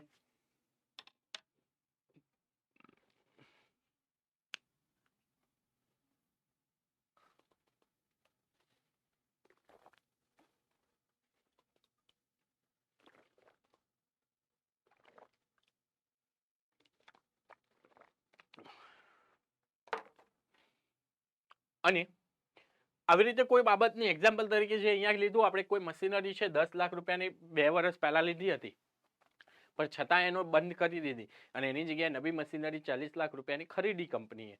તો કંપનીએ જ્યારે આ 40 લાખ રૂપિયાની મશીનરી ખરીદી છે એ બાબતનો ખુલાસો ઓડિટરે માંગ્યો અને ડિરેક્ટરો એ ખુલાસો આપતા નથી. તો ઓડિટર જ્યારે પોતાનો અહેવાલ બનાવે, પોતાનો રિપોર્ટ બનાવે, તો એ રિપોર્ટમાં એને સ્પષ્ટતા કરવી પડે છે, એને લખવું પડે છે કે ભાઈ આવી મશીનરી 10 લાખ રૂપિયાની 2 વર્ષ અગાઉ ખરીદેલી હતી, તેમ છતાં અત્યારે હાલ નવી મશીનરી ખરીદવામાં આવેલી છે. તો તે અંગેનો ખુલાસો માંગતા કોઈ ખુલાસો લેખિતમાં મળેલો નથી, જેથી તે બાબત એક વિચારસરણીના આધીન છે. કયા કારણોસર નિર્ણય લેવા છે એના કારણે આપણા જે કંપની છે એને નુકસાન થયું નથી એવું આપણે સ્પષ્ટ કહી શકતા નથી. આવું એને કોઈ પણ પોતાના રિપોર્ટની અંદર એ બધી બાબતોનો ઉલ્લેખ કરવો પડતો હોય છે. એટલે ડિરેક્ટરો બંધાયેલા છે એના ખુલાસો આપવા માટે, અને પહેલો તો હક છે ઓડિટરને એ ખુલાસો માંગવાનો. એ હક મુજબ એ માગે છે, ડિરેક્ટરો નથી આપતા, એ બાબતનો ઉલ્લેખ કરવાનો પણ હક મળે છે કોને? ઓડિટરને પોતાના રિપોર્ટ. કેમ કે સ્વતંત્ર વ્યક્તિ છે, એ પોતે લખી શકે છે, એની પોતાની પાસે બધી સત્તાઓ રહેલી છે. બરાબર છે? એની પોતાની પાસે શું રહેલી છે? સત્તાઓ રહેલી છે.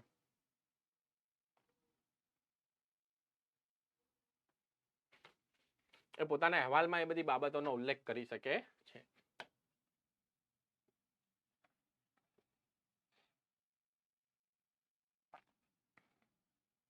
શાખાના હિસાબો તપાસવાનો હક.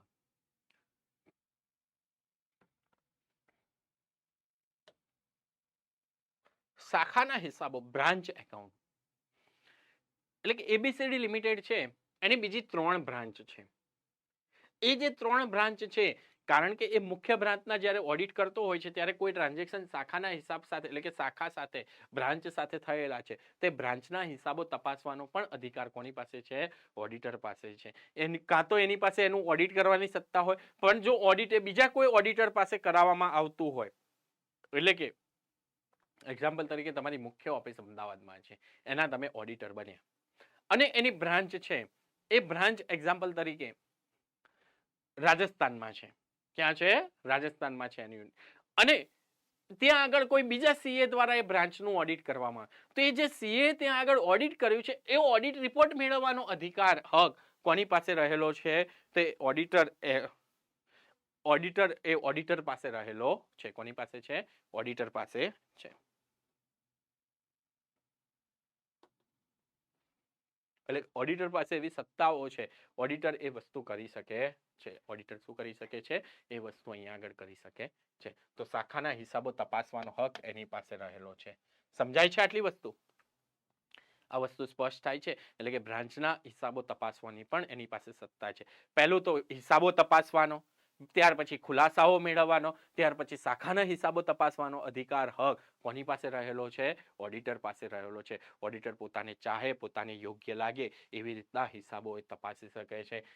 ડિરેક્ટરો પાસેથી ખુલાસા મેળવી શકે છે. જો ખુલાસાઓ ન કરે તો એનો ઉલ્લેખ પોતાના રિપોર્ટમાં કરી શકે છે. એના જે તમારી સંસ્થા છે, જે તમારી કંપની છે, એ કંપનીની કોઈ બ્રાન્ચ હોય તે બ્રાન્ચના હિસાબો તપાસવાનો, અને જો એ હિસાબો અન્ય ઓડિટરે તપાસેલા છે તો એ અન્ય ઓડિટરે જે હિસાબો તપાસી ઓડિટ રિપોર્ટ તૈયાર કર્યો છે મેળવવાનો અધિકાર, હક કોની પાસે રહેલો છે? આજે મુખ્ય બ્રાન્ચનો જે ઓડિટર છે એની પાસે રહેલો છે.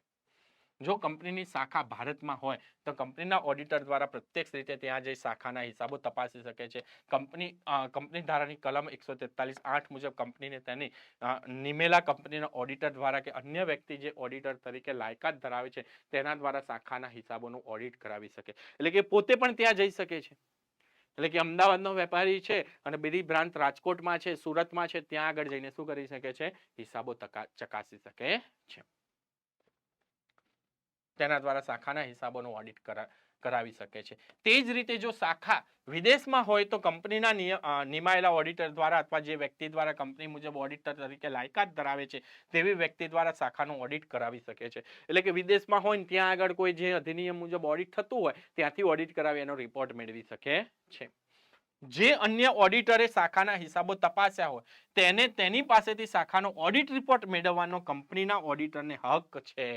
મેં કીધું ને કે ભાઈ આ હક રહેલો છે એની પાસે, ભલે બીજાએ તપાસ્યા છે, એ શાખાના હિસાબો છે એ બીજા ઓડિટરે તપાસે, ત્યાં આગળ અલગ ઓડિટરની નિમણૂક થઈ છે, પણ મૂળ ઓડિટર પાસે એને શું લેવાની સત્તા છે? એનો ઓડિટ રિપોર્ટ મેળવવાનો. કેમ કે તપાસ્યા એને છે, પણ બધું મર્જિંગ તો થશે, બધે છેલ્લે તો બધો એક જ હિસાબ બનવાનો છે. શાખાનો ને બધું નફો નુકસાન થઈને સ્ટોકનું ગણતરી થઈને બધું મૂળ જે કંપની છે એમાં જ આવવાનું છે. કેમ કે કંપની તો એક જ છે, પેલી તો એની બ્રાન્ચ છે. સમજ પડે છે તમને? આવું ઘણી બધી જગ્યાએ બનતું હોય છે, મોટા મોટા એકમોમાં બનતું હોય છે.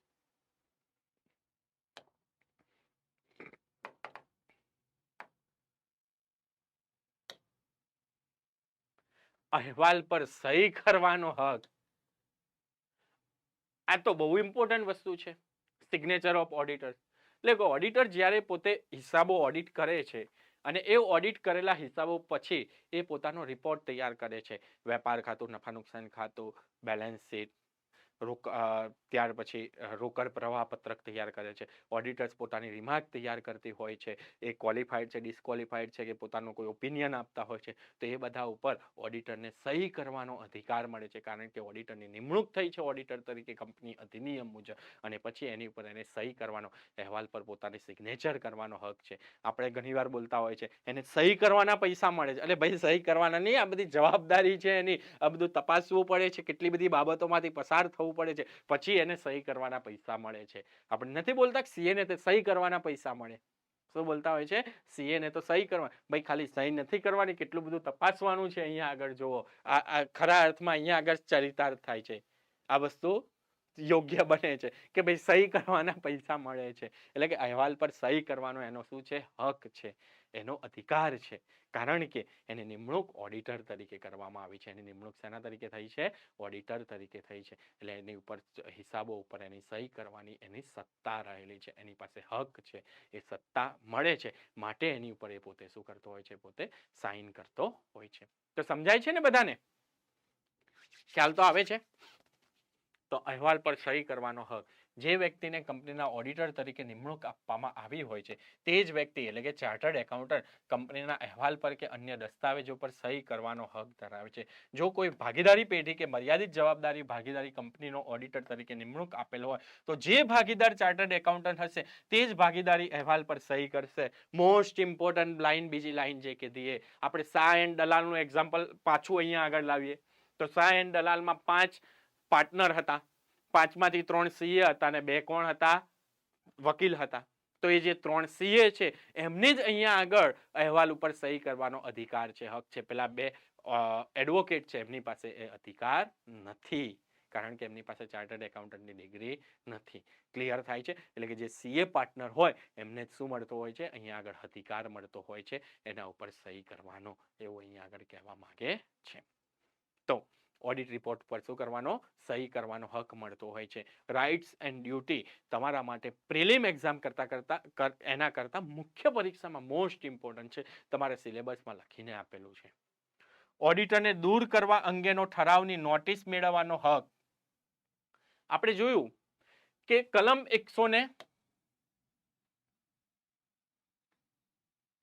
140 મુજબ તેના મુજબ કલમ 140 મુજબ જ્યારે રિમૂવલ ઓફ ઓડિટરને દૂર કરવાની પ્રક્રિયા થતી હોય છે, જ્યારે સામાન્ય સભાની અંદર ખાસ ઠરાવ પસાર કરવાની પ્રક્રિયા થતી હોય છે, તો એ સમયે ઓડિટરને પણ એક નોટિસ મોકલવી પડતી હોય છે. અને નોટિસ મેળવવાનો એનો હક છે, ફરજ છે, કારણ કે એને સાંભળવાની, એટલે કે એક કુદરતી ન્યાયના સિદ્ધાંત મુજબ એને એકવાર સાંભળવો પડે છે કે ભાઈ એને કેમ ના દૂર કરવો, એને કે ભાઈ એને જે કામ કર્યું છે શું છે, એ બધું ધ્યાને લેવાતું હોય છે. એટલે કે એ માટેની એક નોટિસ મેળવવાનો હક અહીંયા આગળ કોને મળતો હોય છે? તો ઓડિટરને 143 મુજબ, કલમ 143 મુજબ આ હક, આ અધિકાર ઓડિટરને મળેલો છે કે જે સમયે એને દૂર કરવાની પ્રક્રિયા ચાલતી હોય છે. અને સામાન્ય રીતે ઓડિટરને દૂર કરવાની પ્રક્રિયા હોય કે ના હોય, સામાન્ય રીતે જ્યારે એનો સામાન્ય સભા મળતી હોય છે, ઓડિટ રિપોર્ટની ચર્ચા થતી હોય છે, તો એ સમયે પણ એને પછી એને મત ના આપી શકે ત્યાં આગળ. એને મત આપવાનો અધિકાર નથી, પણ એમાં હાજર રહેવાનો અધિકાર છે. એને મત આપવાનો અધિકાર નથી, પણ ત્યાં આગળ એને શું રહેવાનો અધિકાર છે? હાજર રહેવાનો અધિકાર છે. તો કંપનીની કલમ 146 મુજબ જ્યારે કોઈ શેર હોલ્ડર ચાલુ ઓડિટરને બદલે કોઈ નવા ઓડિટરની નિમણૂક કરવા માંગતો હોય ત્યારે કંપનીની ખાસ નોટિસ મોકલે છે. ચાલુ ઓડિટર કંપની પાસેથી આવી ખાસ નોટિસ તેમજ શેર હોલ્ડર કે શેર હોલ્ડર સાથે થયેલ પત્ર વ્યવહાર મેળવવાનો હક છે. એટલે કે આ બધો હક છે એની પાસે. તમે ના પાડી શકો. કંપની અધિનિયમે જ કીધેલું છે. જે કંપની એક્ટ 2013 છે એની કલમ 143માં જ કહેવામાં આવ્યું છે કે ભાઈ આવી રીતે એને શું છે કે ભાઈ એને નોટિસ મેળવવાનો અધિકાર છે. અને પછી શેર હોલ્ડર કે ના ભાઈ અમે નોટિસ ના આપીએ તો એ ખોટું કહેવાય, કારણ કે એના હકને તમે છીનવી રહ્યા છો. કોઈનો હક ક્યારે છીનવાય નહીં.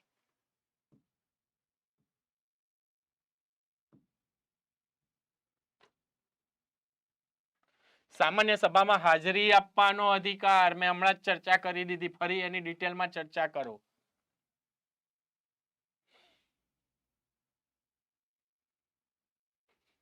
એક જ મિનિટ.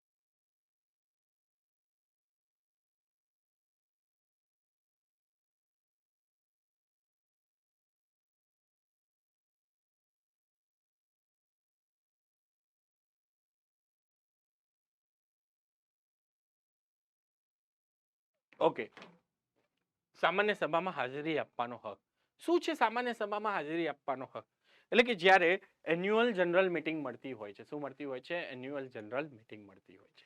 એ એજીએમ ની અંદર જ્યારે હિસાબો ઉપર ચર્ચા કરવામાં આવતી હોય છે, તે સામાન્ય સભામાં હાજરી આપવાનો એટલે કે સામાન્ય સભામાં ઓડિટરની પણ બેસાડવામાં આવતો હોય છે.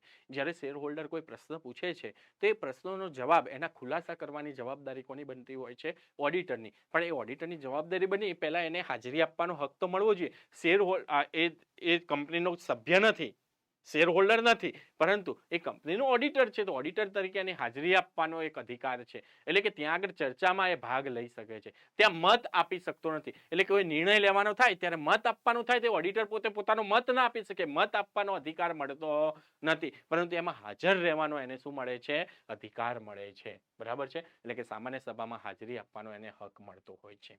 કલમ 146 મુજબ કંપનીના ઓડિટરને સામાન્ય સભામાં નોટિસ મેળવવાનો, સભામાં હાજર રહેવાનો અને સભાને સાંભળવાનો હક છે. જો કે સભામાં હાજરી આપવી તેના માટે ફરજિયાત નથી. જે સભામાં હિસાબોને લગતી કોઈ વાત હોય તો ઓડિટરે હાજર રહી તેમાં ખુલાસો કે સમજૂતી શેર હોલ્ડરને આપી શકે છે. એટલે કે ચર્ચામાં ભાગ લઈ કમ્પલસરી નથી અને નોટિસ મળી એટલે જવું, પણ જ્યારે હિસાબોની ચર્ચા થતી હોય ત્યારે જવાનું. બાકી ઘણી બધી ચર્ચાઓ થતી હોય કંપનીની અંદર, ઘણી બધી બાબતો આવતી હોય, પણ એની અંદર હિસાબને લગતી કોઈ બાબત ના હોય તો એ વખતે એ ઓડિટર હાજર ના રહે તો ચાલે, ફરજિયાત નથી. પરંતુ જ્યારે એને ખુલાસા પૂછવામાં આવે તો એને ખુલાસા આપવા પડતા હોય છે. એને સમજાવવું પડતું હોય છે. શેર હોલ્ડરને જે કોઈ પણ ડાઉટ છે એ બધા ડાઉટ્સ ક્લિયર કરાવવા પડતા હોય છે કે આવું કેમ કર્યું, શા માટે થયું, કારણ કે એનો અધિકાર છે એને હાજર રહેવાની નોટિસ મળવી જોઈએ. જો કોઈ શેર હોલ્ડરને સામાન્ય સભા પહેલા નોટિસ દ્વારા હિસાબો અંગે કોઈ ખુલાસો માંગ્યો હોય તો ઓડિટર સામાન્ય સભામાં આ નોટિસનો જવાબ પૂરક માહિતી આપીને કે મૌખિક નિવેદન કે સમજૂતી દ્વારા આપી શકે છે. જે કોઈ પણ કારણસર કંપની ઓડિટર સભામાં હાજર રહી શકે નહીં તો તેના પ્રતિનિધિ તરીકે બીજા કોઈ વ્યક્તિને તે મોકલી શકે છે. પરંતુ કંપનીના ઓડિટર દ્વારા મોકલેલ આ અધિકૃત પ્રતિનિધિ કંપનીના ઓડિટર તરીકેની લાયકાત ધરાવતો હોવો જોઈએ. એટલે કે એક્ઝામ્પલ તરીકે અહીંયા આગળ એવું કહેવા માંગે છે કે સીએ છે, એટલે કે જેની ઓડિટર તરીકે નિમણૂક થઈ છે, કોઈ કારણસર એ હાજર રહી શકવાનો નથી. અને એ સામાન્ય સભામાં એ જે સામાન્ય સભા છે એની અંદર હિસાબને લગતી ચર્ચા થવાની છે, તો એ સમયે એ ઓડિટર પોતાના પ્રતિનિધિને મોકલી શકે છે. પણ એ પ્રતિનિધિ એવો હોવો જોઈએ, એ વ્યક્તિ એવી રીતનો હોવો જોઈએ કે એની પાસે ઓડિટર બનવાની લાયકાત હોવી જોઈએ, ચાર્ટર્ડ એકાઉન્ટન્ટ હોવો જોઈએ, પ્રેક્ટિસિંગ ચાર્ટર્ડ એકાઉન્ટન્ટ હોવો જોઈએ, અથવા કોઈ ફર્મ હોય તો એ ફર્મના મોટા ભાગના સભ્યો ચાર્ટર્ડ એકાઉન્ટન્ટ હોવા જોઈએ. આવી બાબત અહીંયા આગળ કહેવા માંગે છે. તો સમજી ગયા આ વસ્તુ તમે બધા કે આની અંદર કોઈને કોઈ પ્રશ્ન છે, કોઈ ડાઉટ છે લાયકાત અંગે, સોરી એના હક અંગે, એની ફરજો અંગે? તો સામાન્ય સભામાં હાજરી આપવાનો હક છે, એને નોટિસ મેળવવાનો હક છે, એને દૂર કરતા સમય એને સાંભળવાનો હક છે, એની નોટિસ મેળવવાનો હક છે, એને શાખાના હિસાબો તપાસવાનો હક છે, ખુલાસાઓ અને માહિતી મેળવવાનો હક છે, હિસાબી ચોપડાઓ તપાસવાનો હક છે. આપણે ઊંધેથી પહેલા સુધી ગયા.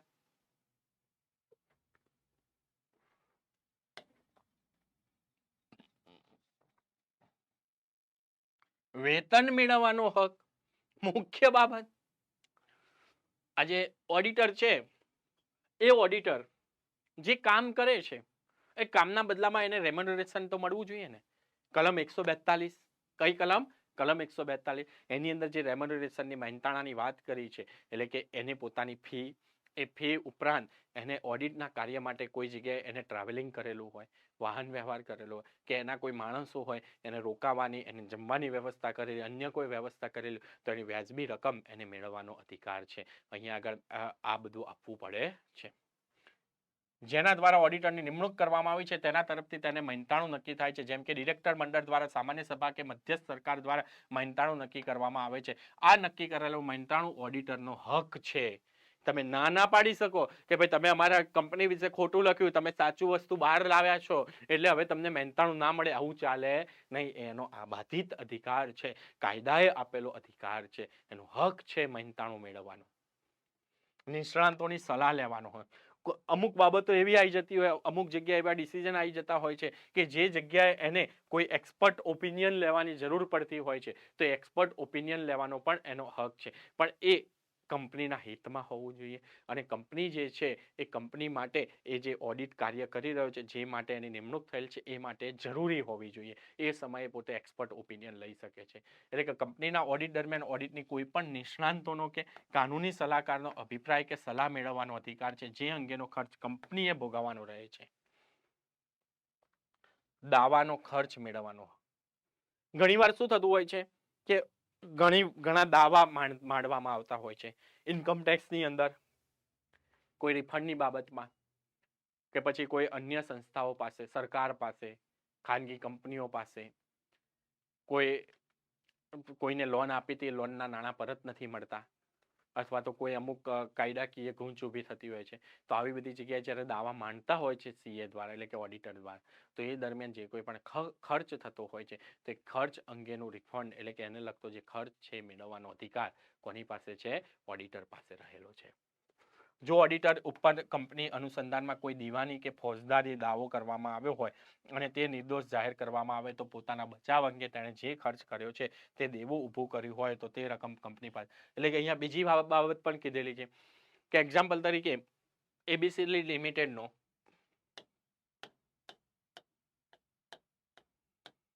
XYZ ઓડિટર છે. કોણ છે? XYZ ઓડિટર છે. હવે આ XYZ ઓડિટર ઉપર એબીસીડી લિમિટેડ દ્વારા કોઈ ફોજદારી કે કોઈ દીવાની એની ઉપર કોર્ટ કેસ કરેલો છે, અને આ કેસ કરવામાં આવ્યો છે, અને એ કેસના અંતે આ ઓડિટર નિર્દોષ જાહેર થાય છે. શું થાય છે? નિર્દોષ જાહેર થાય છે. તો એ સંજોગોમાં XYZ જે કોઈ પણ ખર્ચ થયો છે એનો દીવાની કે ફોજદારીનો, તો એ બધો ખર્ચ એબીસીડી લિમિટેડ પાસેથી મેળવી શકે છે. શું કરી શકે છે? એબીસીડી લિમિટેડ પાસેથી મેળવી શકે છે. એવી અહીંયા આગળ દાવાના ખર્ચ મેળવવાના હકમાં કીધેલું છે. તો આ બધી વસ્તુ સમજાય છે તમને?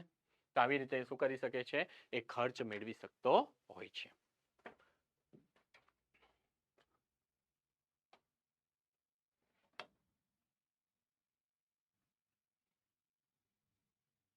ઓડિટરને કેટલાક વિશિષ્ટ લિયન આપેલા છે, વિશિષ્ટ બાબતો આપેલી છે. શું છે આ વિશિષ્ટ લિયન? તો જેમ કે ઓડિટર છે એ ઓડિટર દ્વારા હિસાબો લખવાનું પણ કાર્ય કરવામાં આવ્યું હોય. શું કરવામાં આવ્યું હોય? હિસાબો લખવાનું પણ કાર્ય કરવામાં આવેલું હોય. તો એ હિસાબો જે લખાયા છે, એ લખાયેલા હિસાબોમાં એનું લિયન છે, એનો અધિકાર છે. બરાબર છે? પરંતુ એને એને શું કરેલું હોવું જોઈએ, એ જેટલા હિસાબો લખવાનું કાર્ય કર્યું હોય એટલા હિસાબો પૂરતું જ એનું લિયન છે.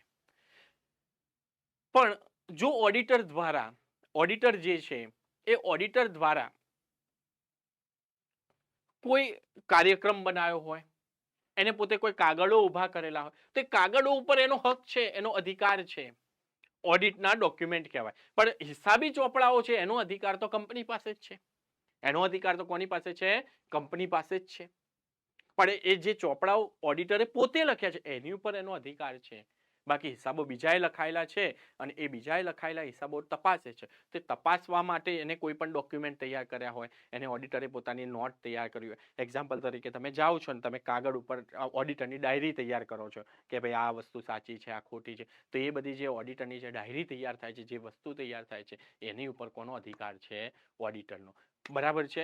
પણ એ હિસાબો ઉપર થતો નથી. પણ ઓડિટરે પોતે કોઈ હિસાબો લખ્યા છે તો એ હિસાબો પૂરતું એની ફી મેળવવાનો અને એ ચોપડાઓ ઉપર લિયન કોનો રહેલો છે? ઓડિટરનો. જો ઓડિટરે કંપનીના હિસાબો લખી આપવાનું કાર્ય કર્યું હોય તો હિસાબો લખવાની ફી માટે હિસાબી ચોપડા ઉપર ઓડિટરનો હક લિયન છે. પરંતુ ફક્ત ઓડિટ કાર્ય કર્યું હોય તો હિસાબી ચોપડા પર ઓડિટરનો કોઈ હક નથી. એટલે કે ખાલી બીજાએ હિસાબ લખેલા છે અને એ તપાસે છે તો એ હિસાબી ચોપડા ઉપર કોઈ લિયન નથી, એવું કહેવા માંગે છે. ઓડિટ દરમિયાન ઓડિટરે તૈયાર કરેલા કામકાજના કાગળોની માલિકી ઓડિટરની. કામકાજના કાગળો એટલે કે એક્ઝામ્પલ તરીકે હું જાઉં છું અને હું લખું છું કે ભાઈ 10,000 નો માલ હતો, એની જગ્યાએ 8,000 નો વાઉચર લખ્યું છે, આવું હું નોટ કરું છું. બરાબર છે. તો આ જે નોટ આખી તૈયાર કરી છે તો ઓડિટર જ્યારે ત્યાંથી જાય છે એ નોટ એ કામકાજના કાગળો પોતાની પાસે લઈ જઈ શકે છે. હિસાબી ચોપડા લઈ જઈ શકે નહીં. બરાબર છે. પણ એ જે કામકાજના કાગળો છે, કાગળો પોતે તૈયાર કર્યા છે ઓડિટ દરમિયાન, માટે એનો હક કોની પાસે છે? એની પાસે. કેમ કે જ્યારે કોર્ટ કાયદા કાનૂનની પ્રક્રિયા થતી હોય છે ત્યારે એને પોતે વ્યાજબી તપાસ કરી છે તો એ કાગળો ઉપરથી નક્કી થતું હોય છે. શું થતું હોય છે? એ કાગળો પરથી નક્કી થતું હોય છે. પોતાના અસીલ તરફથી ઓડિટરને મળેલા પત્રોની માલિકી ઓડિટરની છે. એટલે કે એક્ઝામ્પલ તરીકે ઓડિટરની નિમણૂક કરવામાં આવી અને એ જે ઓડિટરની નિમણૂક થયેલી છે એ ઓડિટરની નિમણૂક જ્યારે કરવામાં આવી હતી તો ત્યારે એને પત્ર લખવામાં આવ્યો હતો. તો એ પત્ર કોનો છે? ઓડિટરનો છે. એ પત્ર કોનો છે? ઓડિટરનો છે. ક્લિયર થાય છે બધાને? એટલે કે એ જે પત્ર વ્યવહાર થતા હોય છે એ પત્રોની માલિકી પણ કોની છે? ઓડિટરની રહેતી હોય છે. વ્યક્તિની સાથે પત્ર વ્યવહાર ઓડિટર કંપની વતી એજન્ટ તરીકે કામ કરે છે, જેથી આ પત્ર વ્યવહારની માલિકી કંપનીને રહે છે. એટલે કે કંપની વતી કોઈ ઓડિટરે વ્યવહાર કરેલો છે. જેમ કે ઇન્કમ ટેક્સની નોટિસ આવી, એ નોટિસનો જવાબ ઓડિટરે તૈયાર કર્યો, પણ એ ઓડિટરનો જવાબ કંપની વતી તૈયાર કર્યો છે. એટલે કે અહીંયા આગળ કંપનીનો એજન્ટ તરીકે ઓડિટરે કાર્ય કર્યું છે, માટે એ પત્રની માલિકી તો કંપનીની રહેશે. પણ કંપનીએ ઓડિટર સાથે જે પત્ર વ્યવહાર કર્યો છે એ પત્રોની માલિકી કોની બને છે? ઓડિટરની બને છે. સમજાય છે? You are clear? બધાને સમજાઈ ગયું હશે આ બાબત? કે આની અંદર કોઈને કોઈ પ્રશ્ન છે, ડાઉટ છે? ઓકે, આગળ વધીએ.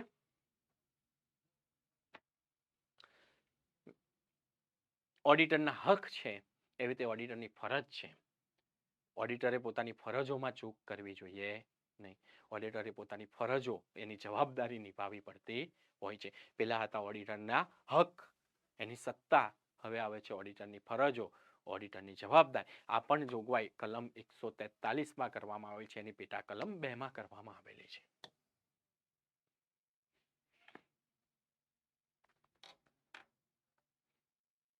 હવે જ્યારે ઓડિટર પોતે ઓડિટ કરે છે તો એ દરમિયાન એને જેટલા પણ હિસાબો તપાસ્યા છે, વાઉચરો, બિલો, જે કંઈ પણ વસ્તુ તપાસી છે એને, તો એ બધી બાબતો એને મેન્શન કરવી પડે છે. એની ફરજ છે એને જણાવવું કે ભાઈ એને જે કોઈ પણ માહિતી જોઈતી હતી એ બધી માહિતી મળી છે, જે હિસાબી ચોપડા જોઈતા હતા એ બધા હિસાબી ચોપડા મળ્યા છે, ત્યાર પછી ઓડિટરે શું કરેલું છે? ઓડિટ કરેલું છે.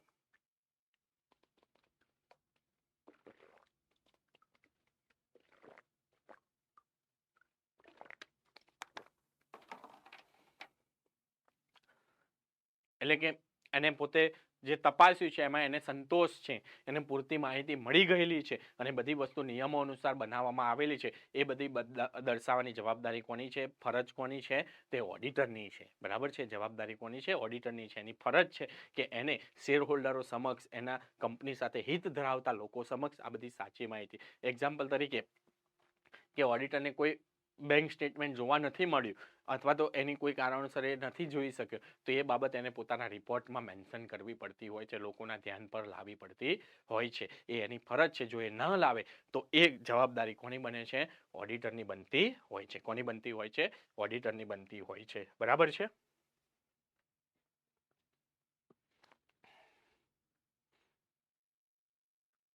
સમજાય છે? હા કે ના? Okay, all good. તો ઓડિટરે અહેવાલમાં જણાવવું પડે છે કે નાણાકીય પત્રકો તૈયાર કરવામાં આવ્યા છે તે માટે કંપની દ્વારા મળેલી માહિતી તેને સંતોષ છે અને વર્ષોના અંતે બનાવેલા નાણાકીય પત્રકો જેવા કે પાકું સરવાયું, નફા નુકસાન ખાતું અને રોકડ પ્રવાહ પત્ર એ સાચો અને વ્યાજબી ખ્યાલ આપે છે.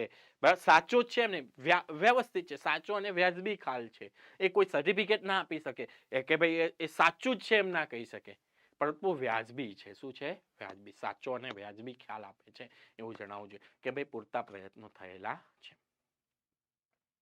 કંપની ધારા 2013ની કલમ 143(2) મુજબ ઓડિટરે તેના અહેવાલમાં જણાવવું પડે છે કે તેને મળેલી બધી જ માહિતી અને જાણકારીના આધારે નાણાકીય વર્ષના અંતે બનાવેલા નાણાકીય પત્રકો જેવા કે પાકું સરવાયું, નફા નુકસાન ખાતું, રોકડ પ્રવાહ પત્ર એ સાચો અને વ્યાજબી ખ્યાલ આપે છે.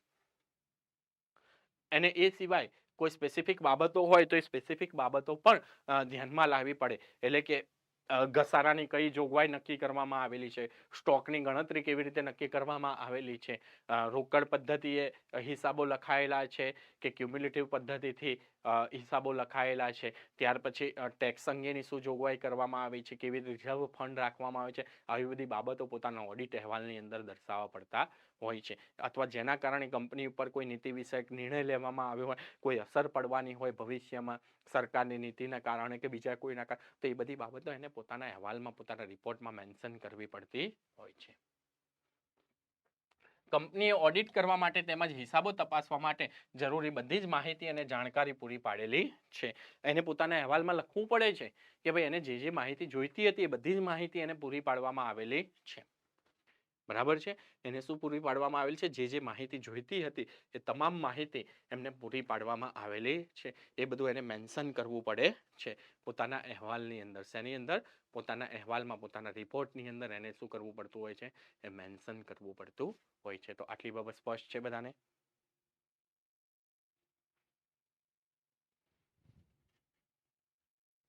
આગળ વાત કરીએ તો કંપનીએ કાયદા મુજબ બધા જ હિસાબી ચોપડાઓ કોમ્પ્યુટરમાં હિસાબો બનાવ્યા છે કે નહીં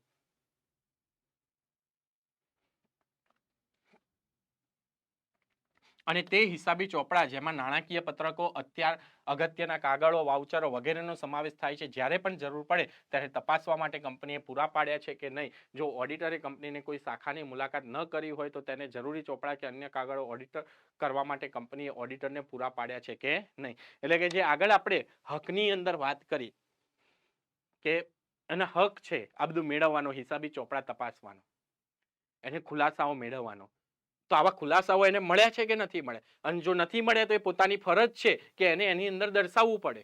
અને શાખાના હિસાબો તપાસવાનો શું છે? હક છે. પણ જો એ પોતે તપાસ્યા છે એને જોવું પડશે કે ભાઈ એને જે તપાસ્યા છે એ બરાબર લાગ્યા છે એને. જો એને પોતે નથી તપાસ્યા એટલે બીજા કોઈ ઓડિટરે એને તપાસેલા છે, તો એ બીજા કોઈ ઓડિટરે ઓડિટ કરેલા કાગળો એને મળ્યા છે કે નથી મળ્યા એ પોતાના રિપોર્ટમાં એને મેન્શન કરવું પડે. એટલે કે જે હક છે એની બાબતની એની જવાબદારી પણ મળે છે. એની બાબતની એને શું મળે છે? જવાબદારી પણ મળે છે. આ વસ્તુ અહીંયા આગળ એટલે કે જે તમારા હક છે એ બધી એની શું બનતી જાય છે? પછી જવાબદારી બનતી જાય છે. પોતાના રિપોર્ટમાં એને રિપોર્ટિંગ કરવું પડે છે. એ બધી બાબતનું શું કરવું પડતું હોય છે? એને રિપોર્ટિંગ કરવું પડતું હોય છે. આટલી બાબત સ્પષ્ટ થાય છે બધાને? હા કે ના?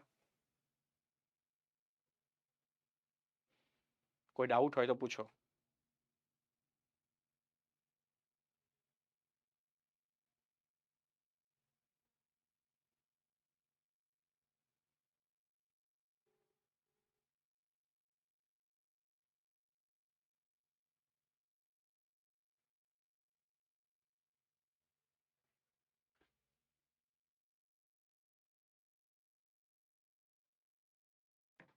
ઓકે, ચલો આગળ વધીએ.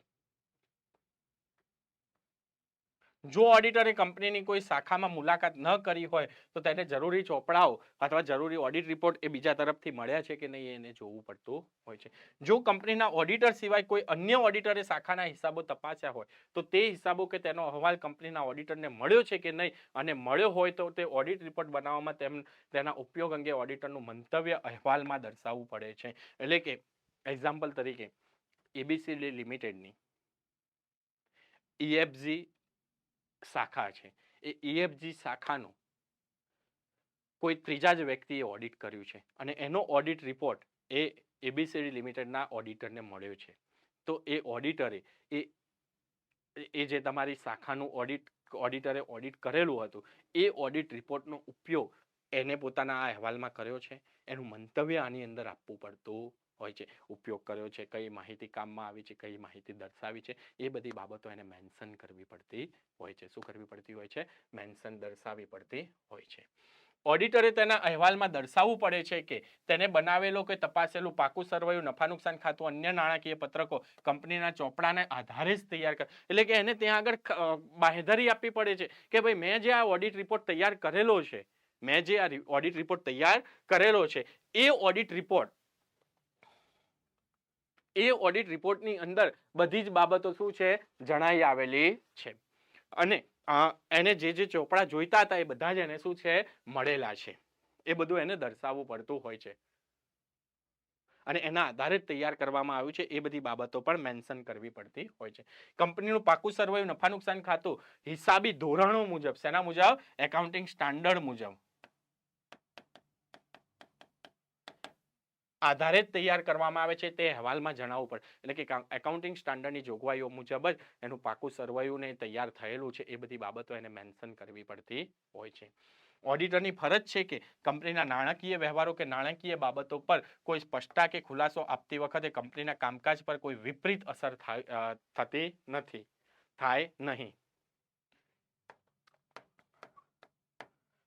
એટલે કે ઓડિટરે જે કોઈ પણ કાર્ય કર્યું છે કે જે કોઈ પણ એને પોતાના રિપોર્ટમાં દર્શાવ્યું છે એના કારણે ઓડિટ શું કહેવાય કે કોઈ વસ્તુ ઉપર એની કોઈ વિપરીત અસર નથી થતી એ બાબત પણ એને જણાવવી પડતી હોય છે. એ બાબત પણ એને શું કરવી પડતી હોય છે? જણાવવી પડતી હોય છે. સ્પષ્ટ થાય છે આટલી વસ્તુ તમને? બરાબર છે. આમાં કોઈને કોઈ પ્રશ્ન હોય તો પૂછી શકો છો. અધરવાઇઝ આપણે આગળ વધીએ. જો કોઈ ડિરેક્ટરની નિમણૂક કંપની ધારા મુજબ ગેરલાયક હોય તો ઓડિટરે અહેવાલમાં આ ડિરેક્ટર કયા કારણસર ગેરલાયક ઠરેલ છે તે જણાવવું પડે છે. એટલે કે ડિરેક્ટરની નિમણૂક અંગેની આખી પ્રક્રિયા છે, કંપની ધારામાં અંગેની જોગવાઈ કરવામાં આવી છે. એ મુજબ કોઈ ડિરેક્ટર જો ગેરલાયક છે તો કયા કારણસર ગેરલાયક છે પોતાના રિપોર્ટમાં એને મેન્શન કરવું પડતું હોય છે. હિસાબો તૈયાર કરવામાં કે તેને લગતી કોઈ બાબતમાં કંપની તરફથી કોઈ ગેરશિષ્ટ દેખાય છે, પ્રતિકૂળતા દેખાય છે તો તેનો ઉલ્લેખ ઓડિટરે અહેવાલમાં કરવો પડે છે. એટલે કે એક્ઝામ્પલ તરીકે કે કંપનીની અંદર 10 લાખ રૂપિયાની મશીનરી આવી છે, એનું બિલ છે, એનો ખર્ચ કંપનીમાં પડ્યો છે, પણ એ મશીનરી કંપનીમાં છે જ નહીં, કંપનીના ઉપયોગ માટે જ નથી અથવા બીજે ક્યાંય વપરાય છે, અથવા તો ગાડી ડિરેક્ટરે પોતાના ઘર માટે ગાડી ખરીદી અને એનું બિલ કંપનીમાં ઉધાર્યું છે તો આ ગાડી કંપની પાસે નથી. આ ગાડી શું નથી? કંપની પાસે નથી. તો આ જે ગાડી કંપની પાસે નથી તો આ વસ્તુ એને મેન્શન કરવી પડે છે કારણ કે આ ફ્રોડ બાબત છે. આ વસ્તુ એને પોતાના રિપોર્ટમાં જણાવવી પડતી હોય છે. આ ફરજ કોની છે? ઓડિટર. જો ઓડિટર આવું ન દર્શાવે, ઓડિટર જો આવો ઉલ્લેખ ન કરે અને ભવિષ્યમાં કોઈ પ્રશ્ન ઉપસ્થિત થાય તો એ જવાબદારી કોની બનતી હોય છે? ઓડિટરની પોતાની બનતી હોય છે. કોની બનતી હોય છે? ઓડિટરની પોતાની બનતી હોય છે. આટલી બાબત સ્પષ્ટ થાય છે બધાને? કંપની દ્વારા નાણાકીય વ્યવહારોના અંકુશ માટે, હિસાબો તૈયાર કરવા માટે કે સંચાલનની અસરકારકતા વધારવા માટે કોઈ આંતરિક વ્યવસ્થા ઊભી કરી છે કે નહીં તે પણ અહેવાલમાં જણાવવું પડે. એટલે કે ઇન્ટરનલ કંટ્રોલ છે કે નહીં, ઇન્ટરનલ કંટ્રોલની વ્યવસ્થા છે વ્યવસ્થિત છે કે નહીં, એ કંપની માટે જરૂરી હતું એ મુજબ તૈયાર થયેલી છે કે નહીં, એ બધી બાબત પણ ઓડિટરે પોતાના અહેવાલમાં એને રિપોર્ટિંગ કરવું પડતું હોય છે. આ બધી જ બાબતો મેન્શન કરવી પડતી હોય છે. આટલે સુધી કોઈને કોઈ પ્રશ્ન હોય તો પૂછી શકે છે. ઇન શોર્ટ કે ઓડિટરની જવાબદારી પણ છે. આ જવાબદારીઓ પણ શેની અંદર નક્કી કરેલી છે? તો કંપની અધિનિયમ 2013માં જ નક્કી કરવામાં આવેલ છે. શેની અંદર? કંપની અધિનિયમ 2013માં જ એ બધી જવાબદારી અંગે પણ જાણકારી આપવામાં આવેલી છે. કંપનીના ઓડિટ અને ઓડિટના રૂલ 2014ના રૂલ્સ 11 પ્રમાણે નીચેની બાબતે ઓડિટરે વધારાનો અહેવાલ રજૂ કરવાની ફરજ છે. એટલે કે પોતે જે રિપોર્ટ રજૂ કરે છે એની સાથે સાથે અમુક બાબતો છે એનો પણ રિપોર્ટ એને રજૂ કરવો પડતો હોય છે. જેમ કે કંપનીની નાણાકીય પરિસ્થિતિ પર અસર કરે તેવા કોઈ દાવા બાકી હોય તો તે કંપની નાણાકીય પત્રકમાં દર્શાવવા જરૂરી છે. એટલે કે અમુક દાવા એવા હોય છે કે જે કંપનીની પોલિસી ઉપર અસર કરતા હોય છે, તો એની ફરજ છે કે ભાઈ એને દર્શાવવું પડે. કોઈ ઇન્કમ ટેક્સની અંદર કોઈ દાવો ચાલતો હોય, જીએસટી ને લગતો હોય, આવકવેરાને લગતો હોય, અથવા તો કોઈની સાથે ફ્રોડ થયું હોય એને લગતો હોય, તો એ બધી બાબતો, કોઈ લોનની અંદર ડિફોલ્ટર હોય, એ બધી બાબતને લગતા દાવાઓ ચાલતા હોય તો એ બધી બાબતો મેન્શન ઓડિટરે પોતાના અહેવાલમાં કરવી પડતી હોય છે. જો ના કરે તે મુશ્કેલીમાં મુકાય છે.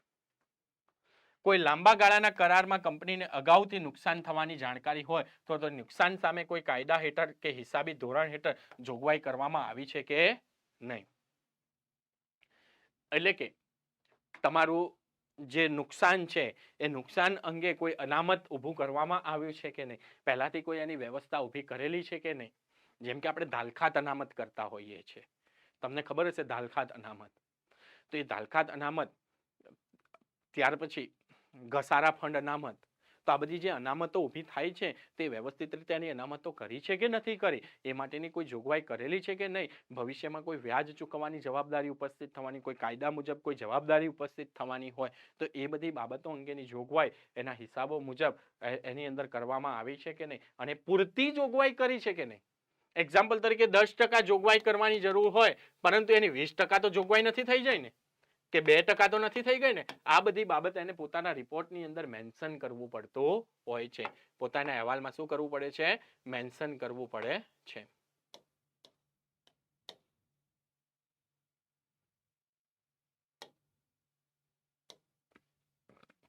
ઇન્વેન્ટર એજ્યુકેશન એન્ડ પ્રોટેક્શન ફંડમાં કંપની દ્વારા સમયસર રકમ મોકલેલ છે કે નહીં. આ ઉપરાંત કંપનીના ઓડિટરે 2016 મુજબ, આ બહુ એટલું અગત્યનું નથી, પરંતુ અમુક વસ્તુ એવું હોય છે કે અમુક જોગવાઈઓ કરવી પડતી હોય છે. જેમ કે એમ્પ્લોય માટેની જોગવાઈ, એમના પીએફ ફંડ, એમનો પ્રોફેશનલ ટેક્સ, નવા લેબર લો આવ્યા, લેબર લો મુજબની બધી કામગીરી, તો આ બધી થયેલી છે કે નહીં, એ મુજબ કરે છે કે નથી કરતું, એ બધું એને પોતાના રિપોર્ટમાં મેન્શન કરવું પડતી હોય છે. ઇન શોર્ટ કે તાજેતરના કાયદા કાનૂનો મુજબની જે કોઈ પણ કંપનીની ફરજો છે, ફરજો મુજબ એને કામગીરી કરી છે કે નહીં, હિસાબી કામગીરીની વાતમાં અહીંયા આગળ આવે છે. બરાબર છે. તો એ બધું કર્યું છે કે નહીં, એ બધી બાબતો અહીંયા આગળ જોવાની આવતી હોય છે ઓડિટરને. ઓડિટરની કેટલીક બાબતો ફરજિયાતપણે તેના ઓડિટ રિપોર્ટમાં દર્શાવવી જરૂર છે. આ નિયમમાં ભારતીય કંપની ઉપરાંત વિદેશી કંપનીઓનો પણ સમાવેશ થાય છે. જો કે આ નિયમ બેન્કિંગ કંપની, વીમા કંપની, કલમ 8 હેઠળની કંપની, એક વ્યક્તિ કંપની અને નાની કંપનીઓનો સમાવેશ થતો નથી. ખાનગી કંપનીના કેટલાક નિયમોને આધારિત સમાવેશ થતો નથી. એટલે કે આ એવું બતાવે છે કે જે આપણે જોગવાઈ કરવાની વાત કરી કે ભાઈ ઓડિટરે આ બધી જોગવાઈઓ કરવી પડતી હોય છે, એ કેટલીક વખત શું છે કે ભાઈ ફરજિયાત હોય છે. ફરજિયાતનો મતલબ કે ભાઈ આપણી ખાનગી કંપની હોય, વિદેશી કંપની માટે પણ અમુક બાબતોમાં એ લાગુ પડી જતું હોય છે. ત્યાર પછી સેક્શન 8 કંપની છે, અમુક કંપનીમાં એ વસ્તુમાં શું છે, છૂટછાટ આપી છે. જેમ કે બેન્કિંગ કંપની, આજે બેંકનું કામ જ શું છે? રોકાણ કરવું, ઇન્વેસ્ટમેન્ટ કરવું. આજે સામાન્ય કંપની છે, એને કોઈ ઇન્વેસ્ટમેન્ટ કર્યું છે, એનાથી નુકસાન થવાનું છે, તો એ જોગવાઈની બાબત ઓડિટરે મેન્શન કરવી પડે છે. પણ બેન્કિંગના કિસ્સામાં એ ચાલી જતું હોય છે, કારણ કે બેંકનો ધંધો જ છે ઇન્વેસ્ટમેન્ટ, તો એમાં નફોને નુકસાન થવાનું જ છે, એમાં નફોને નુકસાન થવાનું જ છે. પણ જે કંપની છે સામાન્ય રીતે કે જે બેન્કિંગ સાથે જોડાયેલી નથી, એ સિવાયની કંપની છે, તો એને ઇન્વેસ્ટમેન્ટ કર્યું છે ને એ ઇન્વેસ્ટમેન્ટમાંથી નુકસાન થતું હોય કે નુકસાન થવાનું હોય તો એ વસ્તુ ઓડિટરે પોતાના રિપોર્ટમાં ફરજિયાતપણે દર્શાવવું પડતું હોય છે. પણ બેન્કિંગ કંપની માટે ચાલી જાય છે, ફરજિયાત નથી, કારણ કે બેંકનો ધંધો જે છે એટલામાં એના ધંધા સાથે જોડાયેલી છે. એટલે કે બેન્કિંગ કંપની, વીમા કંપની, કલમ 8 હેઠળની કંપની, એક વ્યક્તિ કંપની અને નાની કંપનીઓનો સમાવેશ થતો નથી. કેટલીક અન્ય ફરજો, એટલે કે ઓડિટરે પોતાનું ઓડિટ છે એમાં બીજી અન્ય ફરજો, કે ભાઈ ઓડિટરે પોતાનું ઓડિટ જે છે હિસાબી ધોરણો મુજબ એકાઉન્ટિંગ સ્ટાન્ડર્ડ છે કે ભાઈ ઘસારાની જોગવાઈ, શેરના મૂલ્યાંકનની જોગવાઈ, ત્યાર પછી અનામતની જોગવાઈ, બીજી ઘણી બધી હિસાબો કઈ પદ્ધતિ મુજબ રાખવા, પાકું સરવૈયું, નફા નુકસાન ખાતું, રોકડ પ્રવાહપત્ર, આ બધા જે હિસાબી ધોરણો મુજબ જે તૈયાર કરવાના છે એ બધી હિસાબી ધોરણો મુજબ થયા છે કે નથી થયા, એનું પાલન થાય છે કે નથી થયું, કયા મુજબ હિસાબો લખાયેલા છે, એ બધી બાબતોને અહીંયા આગળ એને પોતાની ઓડિટર રિપોર્ટમાં મેન્શન કરવું પડતું હોય છે. કંપનીનો કોઈ ઘોટાળો કે ગોલમાલ થાય તો તેની જાણકારી આપવી જરૂર. જે આપણે આગળ ચર્ચા કરીશું કે ભાઈ કોઈ ફ્રોડ થયું હોય કે કંપનીએ ગાડી ખરીદી, એનું બિલ કંપનીમાંથી જ ફાટ્યું, પરંતુ એ ગાડી તો ડિરેક્ટરે પોતાના ઘરે લઈ ગયો છે, તો આ ગોટાળો થયો કહેવાય. તો આ ગોટાળાની માહિતી કંપની શેર હોલ્ડરો સમક્ષ લાવવાની જવાબદારી કોની છે? ઓડિટરની છે. કારણ કે શેર હોલ્ડરોનો પ્રતિનિધિ કોણ છે? ઓડિટર છે. એટલે કે ઓડિટર એમની માટે તપાસે છે. તો કંપનીની સામાન્ય સભામાં હાજર રહેવું જરૂરી છે. તે માટે ઓડિટરે પોતે તેના પ્રતિનિધિ તરીકે ઓડિટર તરીકેની લાયકાત ધરાવવાનો કોઈ વ્યક્તિ જરૂરી છે. વિજ્ઞાપન પત્ર માટે જરૂરી પત્રકો બનાવવા ઓડિટરની ફરજ છે, જેવા કે વિજ્ઞાપન પત્ર બહાર પાડતા પહેલા 5 વર્ષનું નફા નુકસાન, કંપનીના મિલકતો અને દેવાની વિગતો વગેરે. એટલે કે જે તમારો ઓડિટર છે એ ઓડિટર દ્વારા વિજ્ઞાપન પત્ર, એટલે કે જેમ કે આઈપીઓ બહાર પાડવાનો છે, તો એ આઈપીઓ બહાર પાડતા પહેલા એનું વિજ્ઞાપન પત્ર તૈયાર કરવું પડતું હોય છે. અને એ વિજ્ઞાપન પત્ર તૈયાર થાય છે એમાં 5 વર્ષના નફા નુકસાન, પાકું સરવૈયું ને બધું દર્શાવવું પડતું હોય છે. તો આ બધી ફરજો કોની આવી જાય છે? ઓડિટરની આવી જાય. કે ઓડિટરે આ બધું તૈયાર કરીને એમને રજૂ કરી આપવું પડતું હોય છે. ઓડિટર કંપનીના એજન્ટ તરીકે કામ કરતો હોવાથી કોઈ ત્રાહિત પક્ષને જરૂરી દસ્તાવેજ કે પુરાવા રજૂ કરવા, દાખલા તરીકે ઓડિટર દ્વારા કોઈ દસ્તાવેજ બનાવી આવકવેરા વિભાગને આપવો, આ પણ એની ફરજ છે. કે ટેક્સેશનની જોગવાઈની બાબતમાં ઓડિટરની નિમણૂક થયેલી છે, એની જવાબદારી આપવામાં આવી છે, એની ફીઝ મેળવે છે. પછી ટેક્સેશનને લગતો કોઈ દાવો એ ઓડિટર ઉપર કરવા, એટલે કે કંપની ઉપર થાય છે કે ભાઈ કોઈ નોટિસ આવે છે, તો એ નોટિસનો જે જવાબ કરવાનો છે એ ઓડિટરની ફરજ છે જવાબ કરવાની. કંપની ધારામાં દર્શાવેલ ઓડિટરની ફરજો ધ્યાનમાં રાખીને તે પ્રમાણે કામ કરવાની ફરજ. કંપની ધારામાં દર્શાવેલ કેટલીક મહત્વની બાબતો પર ઓડિટરે તપાસ, ઇન્ક્વાયરી કરવી ફરજ છે. એટલે કે જે કંપની ધારામાં જે મેન્શન કર્યું છે એ બધી બાબતમાં એની ઇન્ક્વાયરી કરવી જરૂરી છે. હવે ઓડિટરનો દરજ્જો, તો પ્રતિનિધિ કે એજન્ટ તરીકે, એટલે કે ઓડિટર એ કંપનીનો કોઈ કર્મચારી નથી, એ કોઈ કંપનીનો અધિકારી નથી. એ શું છે? પ્રતિનિધિ છે, એજન્ટ છે. આવું કંપની અધિનિયમ 2013 મુજબ કહેવામાં આવેલું છે. એટલે કે જે કંપની અધિનિયમની કર્મચારીની વ્યાખ્યા છે એમાંથી હવે ઓડિટરને દૂર કરી દેવામાં આવે છે. પહેલા 1956ની વ્યાખ્યામાં ગણાતું હતું, પણ હવે 2013 મુજબ છે નહીં. તો ઓડિટરની નિમણૂક અમુક સંજોગો સિવાય કંપનીના સભ્ય શેર હોલ્ડર દ્વારા કરવામાં આવે છે. આ સભ્યો ઓડિટરનું વેતન પણ સામાન્ય સભામાં નક્કી કરે છે. અહીં ઓડિટરે સભ્યો વતી ડિરેક્ટરોએ જે હિસાબો તૈયાર કરવામાં આવે તે સાચા કે નહીં તે તપાસવાનું કંપનીનું સંચાલન ડિરેક્ટર, એટલે મીન્સ કે જે એનું કાર્ય છે એ બધું લખેલું છે. પણ એ કયા સેના તરીકે કાર્ય કરે છે? તો એજન્ટ તરીકે. 1 માર્ક્સનો ક્વેશ્ચન તમારો, કે એ કેમ એજન્ટ છે, તો એની નિમણૂક કેવી રીતે થઈ છે, એ કામ કોની માટે કરે છે, શું કરે છે, એ એની પ્રતિનિધિ તરીકે કામ કરે છે. કોના? શેર હોલ્ડરોના. કોના? શેર હોલ્ડરોના પ્રતિનિધિ, એજન્ટ તરીકે કાર્ય કરે છે. હિત ધરાવતા વ્યક્તિઓના એજન્ટ તરીકે, પ્રતિનિધિ તરીકે કાર્ય કરે છે.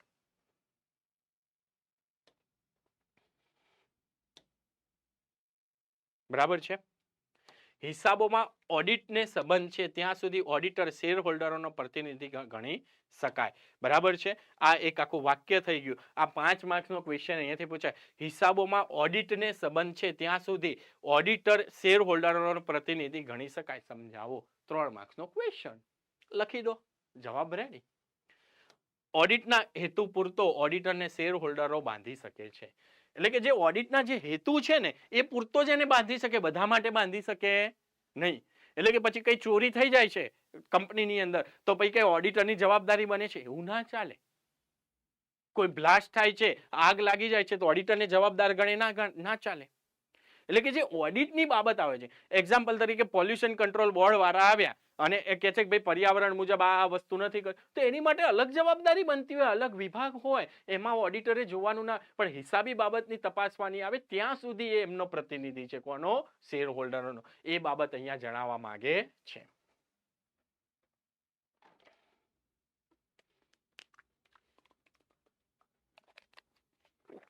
કોઈ પ્રશ્ન હોય તો પૂછતા જજો.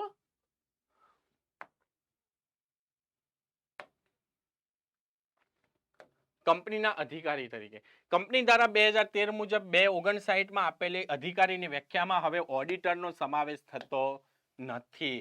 મોસ્ટ ઇમ્પોર્ટન્ટ એટલે કે કંપનીનો એજન્ટ છે, કંપનીનો અધિકારી નથી. શેર હોલ્ડરોનો પ્રતિનિધિ છે, અધિકારી. એટલે કે જે કંપની ધારાની 259 વ્યાખ્યા આપેલી છે કલમમાં, બરાબર છે, એમ એ અધિકારીની વ્યાખ્યામાં હવે 2013 મુજબ ઓડિટરનો સમાવેશ થતો નથી. 1956 ની 230 મુજબની ઓડિટર ફક્ત અમુક કલમો પૂરતો જ કંપનીનો અધિકારી ગણવામાં આવ્યો છે. એટલે કે પહેલા ગણાતો હતો 1956 ની કંપની અધિનિયમની જોગવાઈ મુજબ, બરાબર છે, પણ હવે કંપની ધારા 2013 મુજબ ગણાતો, બરાબર છે. આ વસ્તુ સમજાઈ ગયું. એટલે કે 2000 ના વર્ષ પહેલા એને અધિકારી અમુક પૂરતો ગણાતો હતો, પણ હવે ગણાતો નથી. હવે ખાલી ને ખાલી પ્રતિનિધિ છે. એ બધા એ શું કરે છે? શેર હોલ્ડરોના પ્રતિનિધિ તરીકે, એક એજન્ટ તરીકે કાર્ય કરે છે. તો અહીંયા આગળ આપણું બાબત પૂર્ણ થાય છે, બરાબર છે. તો આજે આપણે ઘણા બધા ચેપ્ટરની ચર્ચા કરી ચૂક્યા છીએ. એટલે કે કલમ 139 થી 143 સુધીની કલમો આપણે અહીંયા આગળ પૂર્ણ કરી દીધી, સંપૂર્ણ રીતે તમને સમજાવી દીધી, બધી જ બાબતો જણાવી દીધી. એમાંથી આજે આપણે કલમ 141, કલમ 140, 142 ને 143 ની ચર્ચા કરી ચૂક્યા છે. ઓડિટરની લાયકાતો, ગેરલાયકાતો, ત્યાર પછી ઓડિટર જે છે એ ઓડિટરની દૂર કરવાની પ્રક્રિયા, એને ADT 2 form, ADT 3 form, resignation અંગેની બાબત એટલે કે કલમ 140 મુજબની પ્રક્રિયા વિશે વાત કરી ચૂક્યા. ત્યાર પછી કલમ 142 મુજબ એના મહેનતાણાની વાત કરી ચૂક્યા, રેમ્યુનરેશન ઓફ ઓડિટર્સ. ત્યાર પછી ઓડિટરના હક, એના અધિકાર કયા છે, અને ઓડિટરની ફરજો કઈ છે, એની જવાબદારીઓ કઈ છે, અને ઓડિટર એ પ્રતિનિધિ એજન્ટ છે. ઓડિટરનો હવે અધિકારીની વ્યાખ્યામાં એનો સમાવેશ થતો નથી. એ બાબતની આપણે છેલ્લે ચર્ચા કરી ચૂક્યા છીએ. હવે આટલે સુધી કોઈને કોઈ પ્રશ્ન હોય તો પૂછી શકે છે. અધરવાઇઝ આપણે આપણા ચેપ્ટરને અહીંયા આગળ વિરામ આપીએ છીએ. તો તમે જોઈ શકો છો કે આપણે કંપની અધિનિયમ મુજબ ઓડિટરની નિમણૂક, પ્રથમ ઓડિટર, ત્યાર પછીના સબસિક્વન્ટ ઓડિટર, ઓડિટરને દૂર કરવા, ઓડિટરનો સમયગાળો, ઓડિટરની રેઝિગ્નેશન, એનું રાજીનામું, ઓડિટરની લાયકાતો, ગેરલાયકાતો, ઓડિટરના મહેનતાણા વિશેની વાત, ત્યાર પછી ઓડિટરની ફરજો અને ઓડિટરની જવાબદારી અંગેની બાબત, બધી જ બાબતોની ચર્ચા અહીંયા જ કરી ચૂક્યા છે. એટલે કે તમે તમારા સિલેબસમાં બધા ટોપિક ટીક કરતા જજો. જે ટોપિક ચાલતા જાય તમને સમજાતું જશે કેટલા ટોપિક ચાલી ગયા, આપણે કેટલું આપણે ચાલી રહ્યા છીએ. અને આ બધું વસ્તુ રિવિઝન કરતા રહેજો, વાંચતા રહેજો. મેં જે હાઇલાઇટ કરાવી છે, જે કલમો તમને કીધી છે, એ બધી તમારે ધ્યાન રાખવાની છે. પરીક્ષા માટે ખૂબ અગત્યની છે. તમે અગાઉના પેપરો લેશો, જોશો તો તમને સમજાશે કે આ બધા પ્રશ્નો પૂછાઈ ચૂકેલા છે. આમાંથી ઘણા બધા પ્રશ્નો તમને મળશે. અને કોઈ ડાઉટ્સ હોય તો તમે 100% મને કહી શકો છો, તમે જણાવી શકો છો લેક્ચરમાં કોમેન્ટ કરીને, કેવી રીતે, જેથી કરીને તમારું બધું સોલ્યુશન આવી શકે. તો આપણા લેક્ચરને અહીંયા આગળ વિરામ આપીએ. આપણે મળીએ નેક્સ્ટ ટાઈમ. ઓકે, આવજો, બાય બાય.